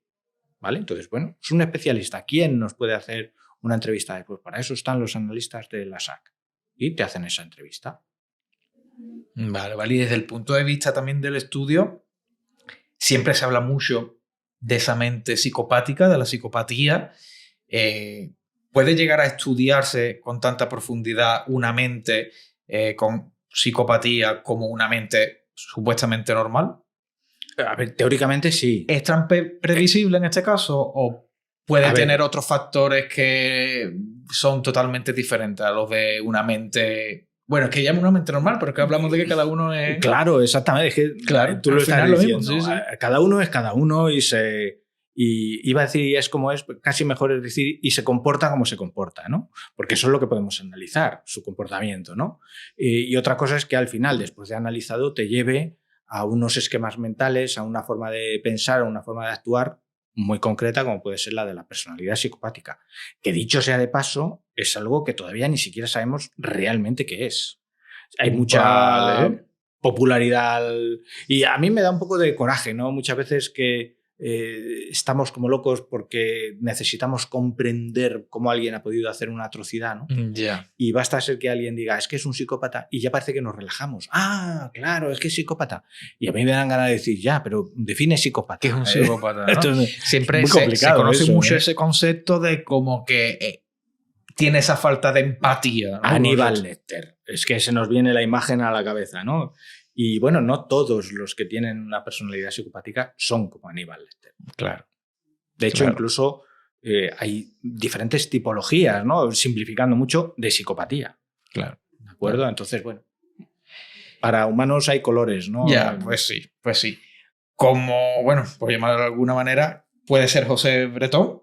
No sé también en este caso cómo lo viviste, qué aportaste en ese caso, cómo lo viviste a fin de cuentas, porque también fue otro de los casos más sonados, más mediáticos de este país. Fue una atrocidad. Y bueno, yo creo que este caso también lo envolvieron otras muchas noticias que fueron... Claro, Es una profesión en la que, bueno, es muy vitamínica. Yo soy un poco adicta a la adrenalina, te juegas mucho, yo soy penalista, además, pura y dura, con lo cual estás en el lado oscuro, ¿vale? Si quieres hacer bien tu trabajo, eres un alumno sempiterno. Tienes que estudiar un montón, tener en cuenta muchísimas variables, no hay verdades absolutas, todo es relativo, hay mucha estrategia. El primero que te puede engañar es tu cliente. Conseguir resultados óptimos a veces no siempre es ganar, sino un buen acuerdo. Bueno, es una profesión compleja y te tiene que gustar estudiar, sin duda, porque te tienes que estar reciclando. Yo estoy entrenada en el arte de la curiosidad y entonces es inevitable echarle horas, pero bueno, forma parte también de la pasión. Hay que ser un poco friki, porque también hay sectores del derecho, el civil, el mercantil, financiero, donde hay más pasta y digamos que es un derecho más fino. Vale. Y luego están los penalistas. Dentro del penal también hay quien, vamos a decir, se dedica al económico, prevaricaciones, ¿vale? Y luego estamos los frikis. Los que están en el turno de Yo, oficio. el turno de oficio, yo estoy especializada en criminalidad violenta y sexual. Estás, bueno, pues en contacto con mucha bestia, mucho bicho, muchas víctimas. Sí, pero me va la caña, sin duda. Ya. Sí, Bueno, sí. ya que lo sacas a relucir, ¿cómo sabes cuando tu cliente te está contando toda la verdad? O si te está mintiendo en algo, o si te está exagerando. La verdad no existe, Daniel. Vamos a partir de ahí. Todo es fenoménico y relativo. La teoría del agnosticismo te viene a decir que la verdad nos es inaprehensible. ¿Qué está pasando aquí? Ahora salimos, te preguntan a ti qué ocurre, qué está ocurriendo y a mí qué está ocurriendo, y están ocurriendo dos cosas diferentes. Y son verdades, ambas, pero contrapuestas. Yo tengo compañeros a los que les interesa poco cuál es la verdad del cliente. A mí me gusta normalmente, oye, te voy a defender mejor, con mayor calidad técnica, no mejor emocionalmente. Sí sé si lo has hecho o no lo has hecho. Pero el primero que miente el cliente es a ti. A ver si cuela con el abogado, pues seguro que cuela con el juez. Así que yo normalmente lo que suelo decir, oye, esta mentira chirría, tío. Vale. Es lo de Vale. miente mejor. Ya. No miente el abogado, miente el cliente. Pero es que a veces, incluso cuando alguien te cuenta su verdad, quizá no es del todo cierta. Distorsionamos, reinterpretamos, magnificamos, minimizamos, justificamos, proyectamos. A ver, la teoría de la comunicación, ¿no? Entre lo que quiero, lo que hice, lo que pienso que hice, lo que digo que dije que hice, lo que el otro, wow. Al final es como, ¿cómo decirte? Es como si cocinaras. El buen plato en mi profesión, pues no siempre es una absolución, un buen acuerdo, un buen pacto.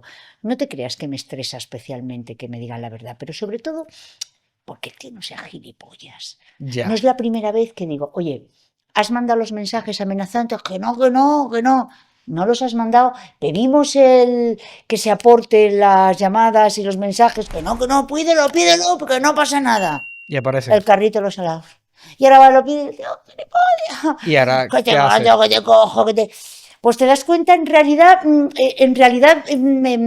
vamos a decir que me hago responsable.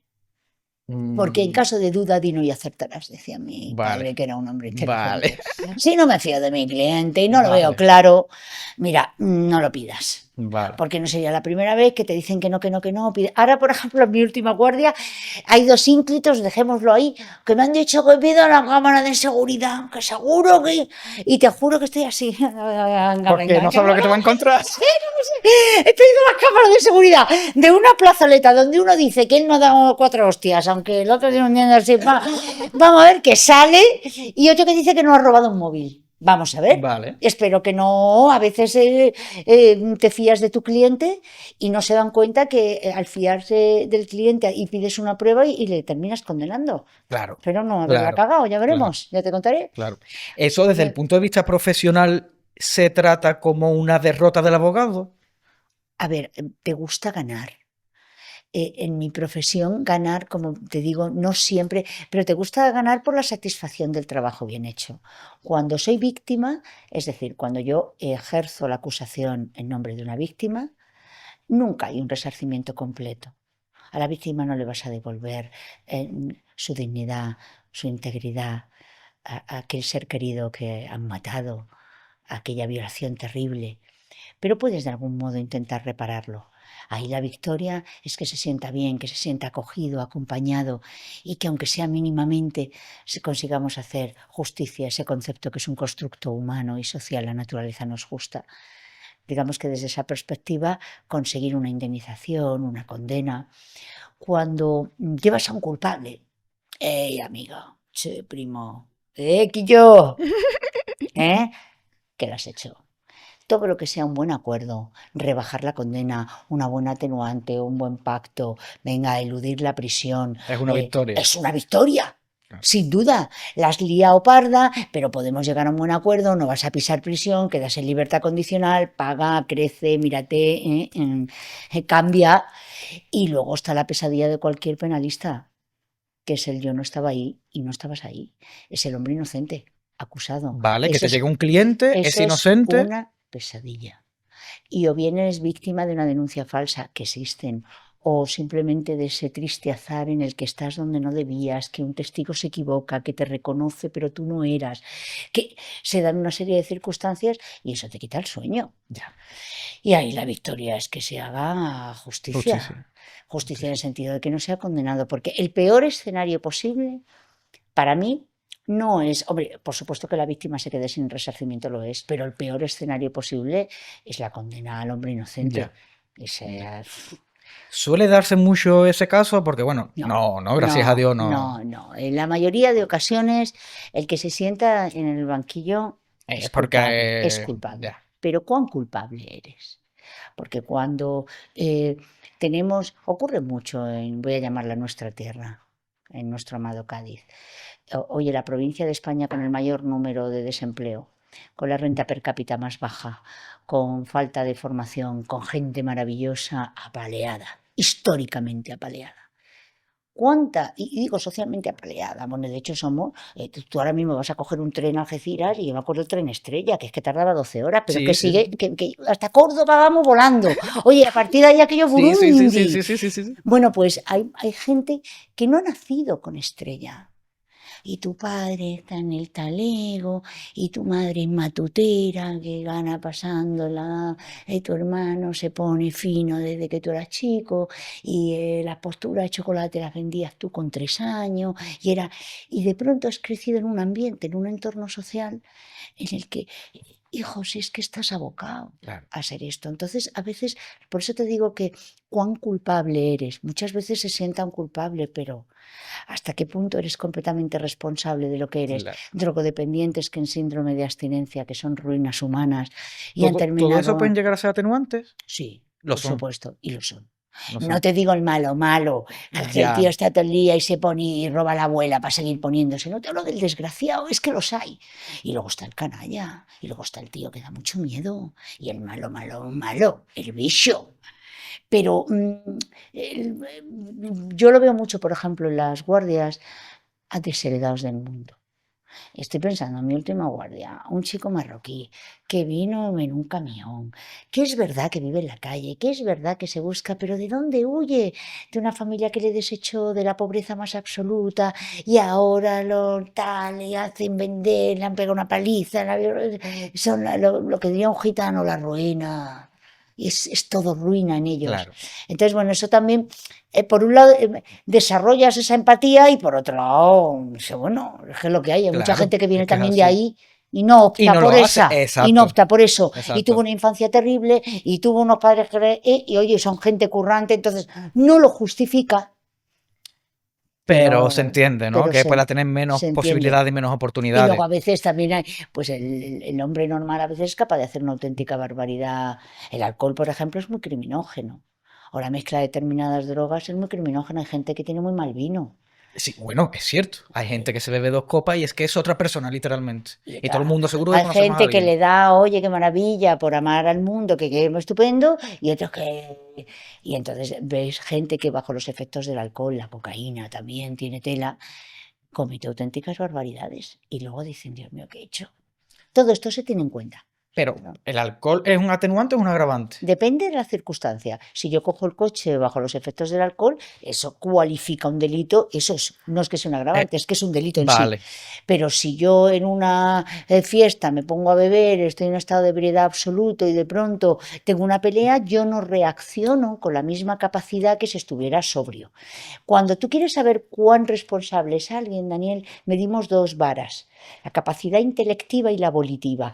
Tu capacidad intelectiva es la capacidad que tienes de entender, de distinguir lo que está ocurriendo a tu alrededor. Vale. Y la volitiva es tu voluntad.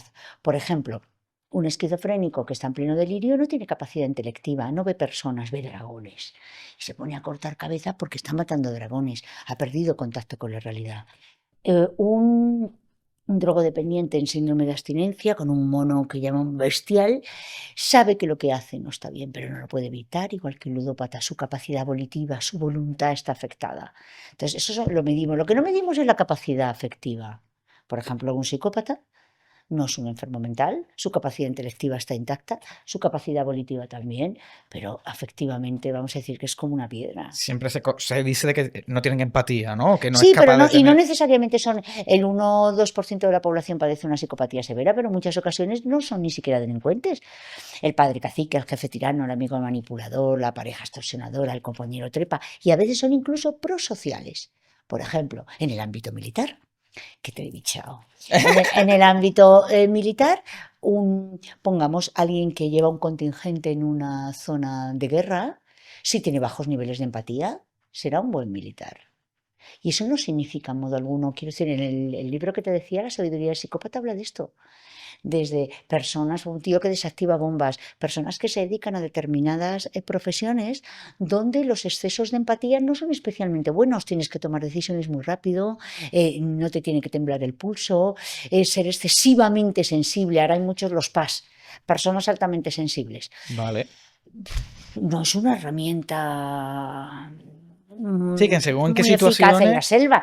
Entonces, bueno, lo digo por no demonizar necesariamente Exacto. la psicopatía. Entonces, bueno, como verás, hay muchas variables. Cuando hablamos de criminalidad, tenemos que hablar de criminalidad desde el punto de vista de la conducta criminal. Olvidémonos de si es un hombre, una mujer o un niño o una niña. La conducta criminal está vinculada al Homo sapiens, o seres racionales que por libre albedrío, excepto en casos de trastornos mentales, por supuesto, de patologías, deciden cometer un delito y tienen su motivación. Y si estás analizando la motivación del padre que mata a su hijo, ¿por qué no analizas la motivación de la madre que mata a su hijo? Claro, claro. Es decir, si fuéramos objetivos y quisiéramos o analizáramos el crimen tal y como es desde un punto de vista objetivo, lo analizaríamos igual, pero está un poco desequilibrado. Parece que vende o que interesa más una cosa al público.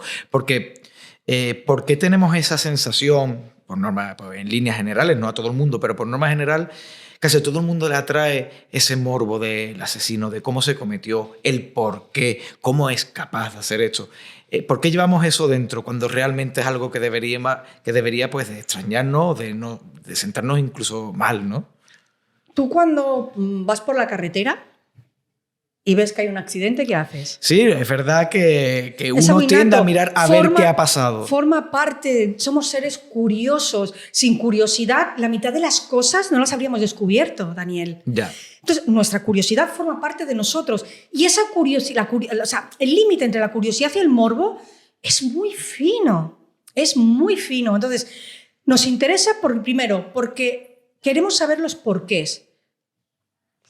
Somos, como he dicho antes, seres sociales, seres racionales que desde que nos levantamos hasta que nos acostamos nos preguntamos el porqué de las cosas. ¿Por qué estoy hoy aquí? Ya. ¿Por qué he venido desde Barcelona a grabar un podcast? ¿Por qué me caes tan bien? Bueno, muchas gracias. No, es verdad. No, me refiero que desde que nos levantamos hasta que nos acostamos nos preguntamos los porqués. Cuando a esta pregunta del por qué se le añade un triángulo amoroso, una escena del crimen, digamos, un poco excéntrica, una madre que mata a su hijo, que lo tira por la ventana, un crimen casi perfecto que no sabemos muy bien qué ha pasado, un cadáver que aparece en una maleta, como el caso de Mónica Juanatey. Queremos saber qué ha pasado. Y muchas veces queremos saber qué ha pasado porque, digamos que nos gusta ver y comprobar que somos buenos. Ya. Pero muchas veces subestimamos nuestra propia maldad. Todos somos capaces de, en momentos muy determinados, y si no, ahí tienes la película, un ejemplo clarísimo del pianista, de llevar a cabo actos terribles. Sí, claro, pero yo creo que ahí puede ser un poco la diferencia entre asesinato y homicidio, porque en un momento dado, en un arrebato o cuando veo mi vida peligrar, a lo mejor, casi, hasta incluso sin querer, puedo llegar a matar a alguien.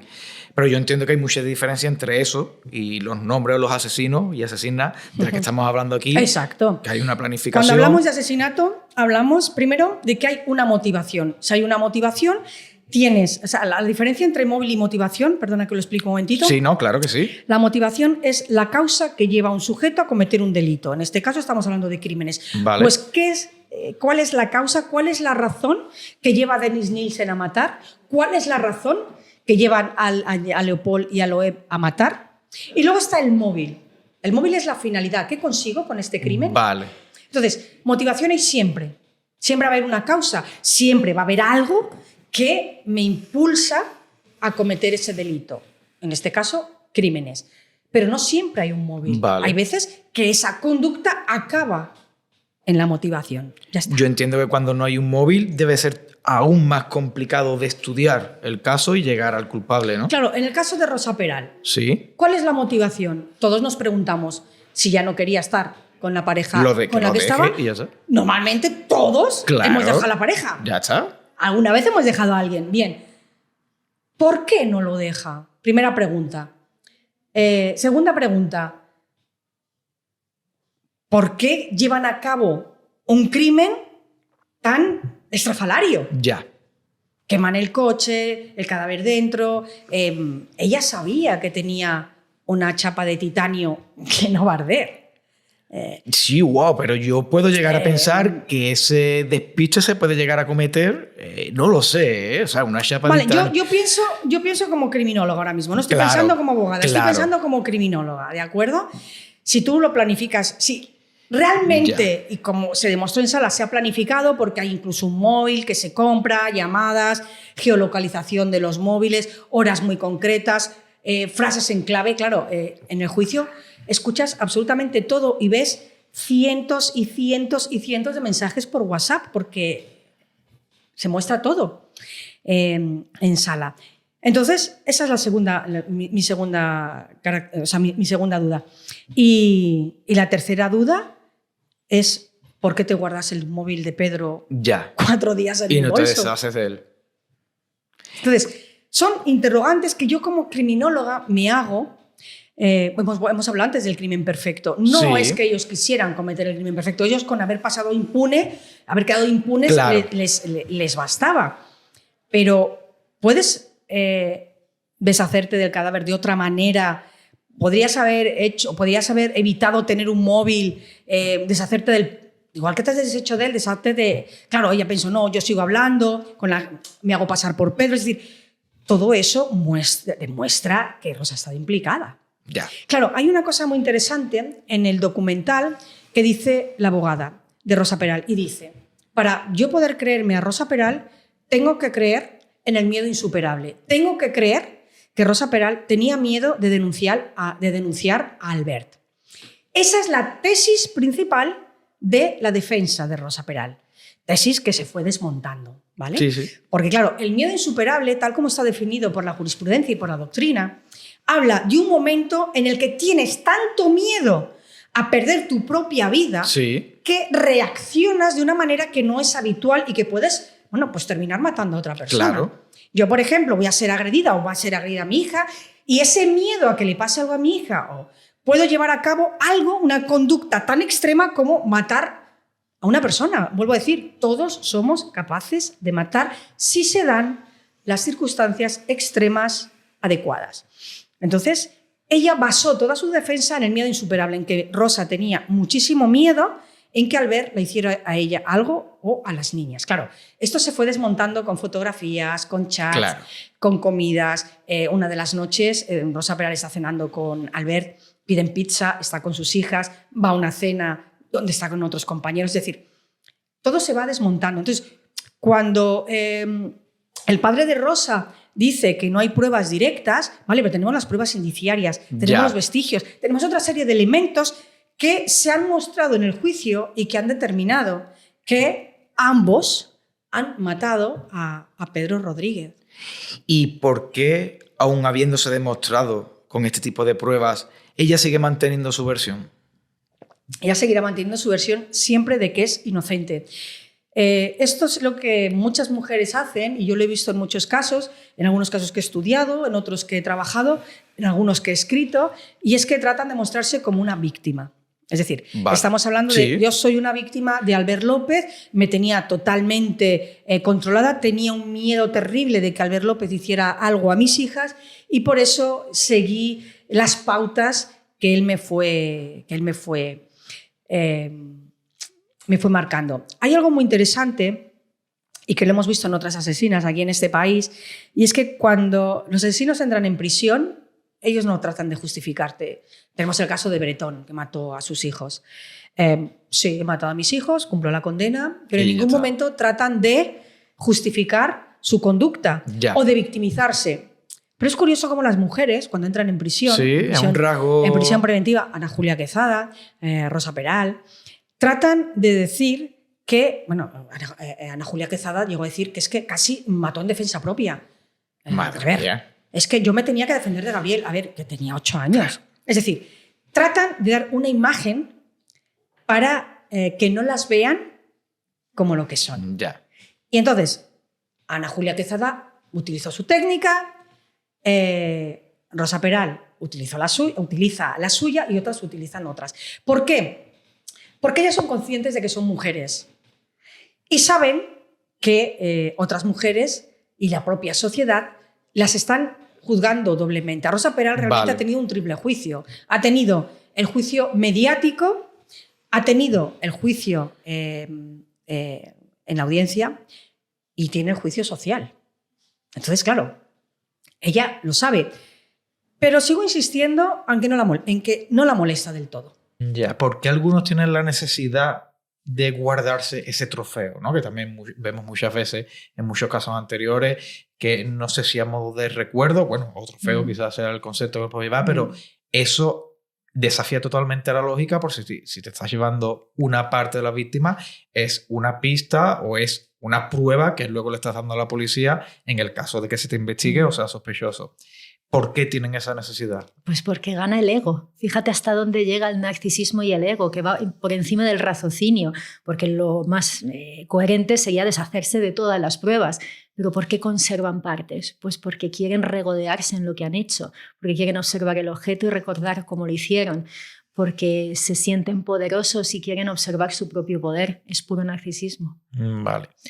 En el caso de que uno de estos criminales sea investigado y quiera mentir a ciencia cierta y tenga la plena convicción de mentir, como pueden ser los padres de Asunta, ¿hay algún método científico a día de hoy o que la neurociencia haya descubierto que pueda descubrir una mentira con el 100% de acierto?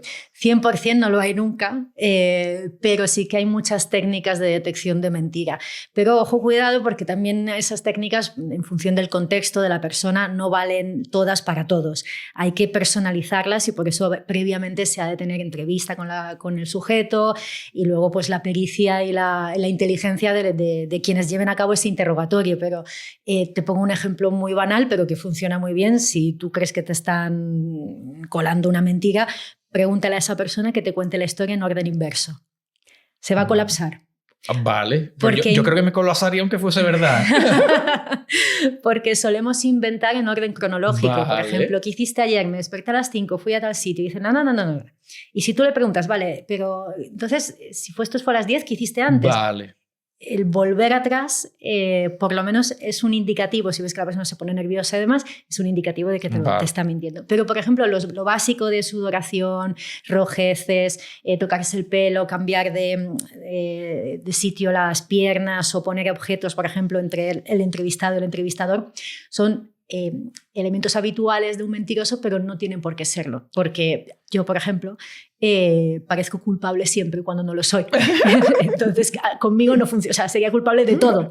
Porque cuando se me hace una pregunta, a lo mejor quizá comprometida o lo que fuera, yo actúo, aunque sea inocente, exactamente con los mismos parámetros de un culpable. Entonces, claro, depende. Pero sí que se van mejorando mucho estas técnicas y hay técnicas de interrogatorio profundas donde se busca pillar al criminal y se consigue. ¿Pero eso luego vale para de cara a un juicio? En aras de una contradicción, por ejemplo, sí. Vale. Muchas veces se culpan sin darse cuenta. No estuve ahí y luego de repente sí, porque pasé. Entonces estuviste. Ya. Y todo eso sí que sirve, claro, en el juicio. Y a menudo terminan a veces hasta confesando sin darse cuenta. Entonces es muy valioso. Es muy valioso. Para mí la mentira me parece también un proceso súper difícil porque yo creo que peco de lo mismo que tú. Yo si miento sobre cualquier cosa banal, sé perfectamente que me están viendo en la cara, que estoy mintiendo, yo no sirvo para mentir. Y mantener una mentira durante mucho tiempo, yo lo veo algo súper difícil, a no ser que dentro de esa cabeza haya algo anómalo que no le cueste en absoluto mentir. Cuanto más inteligente, mejor mentiroso será, porque además se le exige al cerebro una sobrecarga cognitiva muy importante, porque tienes al mismo tiempo que inventarte una historia, recordar cada detalle de la misma, establecer el contacto visual con la otra persona y tratar de observar si te está creyendo o no y entonces modificar tu tono. O sea, es una sobrecarga importante y además un ejercicio de memoria también fuerte y elevado, porque si vas con esa mentira durante años, es muy posible que te falle la memoria, que no recuerdes detalles, sobre todo si es un discurso, que vayas agregando detalles, quitando otros. Entonces es más sencillo a lo largo del tiempo establecer si alguien ha mentido o no. Igualmente hay que tener en cuenta que la memoria nos falla en general, es decir, no hay que fiarnos de nuestra memoria porque solemos rellenar espacios que no recordamos con otras cosas. muchas veces recordamos eventos que no se han dado, o recordamos historias de forma diferente a la de nuestro amigo. En esa fiesta pasó esto, no, hombre, no, eso no pasó. Y al final resulta que ninguno de los dos tenía razón. Pasó otra cosa completamente distinta. Porque la memoria, hombre, es que si recordásemos todo nos moriríamos. Y era exagerado. Ya, porque hay algo muy curioso, y es que tanto en el caso de los que mienten a voluntad, como hemos hablado antes de Juan Carlos, el Shaolin, se puede decir de que el asesino pues no empatiza o no siente remordimiento cuando está haciendo algo, y se puede llegar al error de pensar que no tiene inteligencia emocional, pero luego para defender su inocencia o para mentir delante de un tribunal, o incluso para tener a mucha gente convencida de que ese es maestro Shaolin cuando en realidad no se es, sí hace falta mucha inteligencia emocional, ¿no? Claro, sí, es que pueden tener inteligencia emocional desde el punto de vista egoísta, es decir, hacia uno mismo. Él sabe lo que le conviene, la imagen que quiere reflejar, y hará todo lo posible para empaquetar su perfil en lo que él quiere aparentar o demostrar. Pero como están tan pendientes de sí mismos, les estorban el resto de personas. Salvo, lo que quieren es que se los admire. Entonces harán todo lo posible para ser admirados. Pero sus víctimas las necesitan solo para cumplir o sus fantasías o sus placeres o sus desvíos. Y tienen la capacidad de analizar cómo se comporta el ser humano, aunque él no lo sienta así, pero cuando decir algo, claro, o decir qué es lo que siente cuando en realidad no lo siente. Y falsearlo y hacer que lloras cuando en realidad no estás afligido. Sí, es verdad que el psicópata puro lo tiene más complicado porque es que no empatiza nada. Pero la mayoría de criminales se les nota cuando intentan parecer tristes y no lo están, o cuando están exagerando una respuesta emocional. Otros sí que se derrumban de verdad porque es una carga emotiva fuerte y un crimen, aunque en el momento de cometerlo estuvieses convencido, cabe también la posibilidad de arrepentimiento en algunas ocasiones. Hay criminales que se arrepienten, no son todos iguales, y ahí sí que aparece esa carga emotiva otra vez. Vale. También hay otro tipo de asesinos que también resaltas en el libro cuando hablas del caso de Mage, que hay gente que a lo mejor de manera individual, por su propia voluntad, nunca iba a cometer un crimen, y sin embargo luego conoce a una persona que le puede influir y terminan cometiendo un homicidio. Sí, es el caso de Mage, la viuda negra de Patrais, y Salva. Salva, que fue el autor material del crimen, que mató al marido de Mage. Salva era un tipo que contaban sus amigos que era un pagafantas, un tipo majo, tranquilo, que no le había hecho daño nunca a nadie, ni a una mosca, cero conflictivo, ninguna tendencia antisocial, ningún trastorno. Era una persona de a pie, completamente normal. ¿Qué le pasó a Salva? Que conoció a Mage. Mage, una femme fatale de manual, manipuladora, mentirosa, seductora. Ella intentó colarle 5 o 6 amantes se le descubrieron, y a todos les intentó sondear a ver si alguno de ellos podía llevar a cabo el crimen. Y al final, con perdón, consiguió el más tonto de todos, que es Salva. Pero claro, se junta la personalidad tan fuerte de Mage, que le hizo realmente pensar a Salva que su vida corría peligro a manos de ese hombre. Entonces Salva realmente pensó que la única manera de salvar al amor de su vida, un amor falso porque ella no le quería, que la única manera de salvarla era matando a ese terrible hombre opresor, y se junta el amor. El problema es que el amor a veces nos vuelve completamente idiotas, y es cierto que se hacen muchas locuras por amor, y bajo ese estado de enamoramiento, esa fase donde incluso nuestro raciocinio y nuestra química corporal y cerebral se ve a veces en las nubes, pues esa mezcla acabó convirtiendo a Salva, un hombre normal de a pie, en un asesino criminal. ¿Y cómo se juzga eso? De la misma manera que a cualquier otra persona. Porque el hecho es el mismo. Has asesinado a alguien. ¿Y ella queda impune en este caso? No. Ella recibió más años de cárcel que él. Y eso que él fue el autor material. Pero se entendió que ella lo planificó todo, que ella había intentado planificarlo con otros con anterioridad, y que ella había manipulado a Salva. Entonces, también por la relación que era su marido, ella obtuvo más años de cárcel que él. Y yo creo que Salva es uno de los ejemplos de asesinos que realmente se van a arrepentir de lo que han hecho. Que no hubiese sido un criminal de no haber conocido a esa mujer. Claro. trabajas en los medios de comunicación y me gustaría saber cómo tratan los medios de comunicación convencionales este tipo de noticias o cómo cubren los medios la crónica negra, porque es cierto que da la sensación que en los tiempos que corren muchas veces prima mucho más la velocidad, ser el primero en publicar, antes que en contrastar o en valorar si lo que se está contando es cierto, o sea, ajusta a la verdad o no. Cuéntame un poco tu experiencia con esto, cómo ves un poco la situación. Yo creo que a veces se tiende a espectacularizar el suceso, pero eso ha pasado de toda la vida. Tenemos un precedente muy importante que es el tema de Alcácer.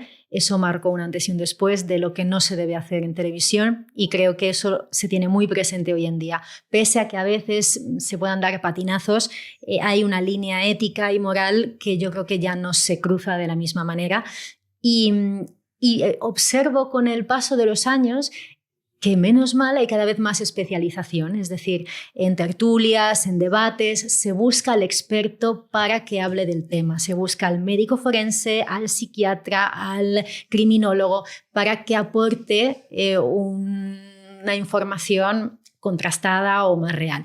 Luego te vas a encontrar de todo, claro, en cualquier sitio, ¿no? Pero punto a favor que veo últimamente es esa tendencia a la especialización. What's up is down, what's left is right. Chasing stars and holding you. I can't see the end, but we'll see it through.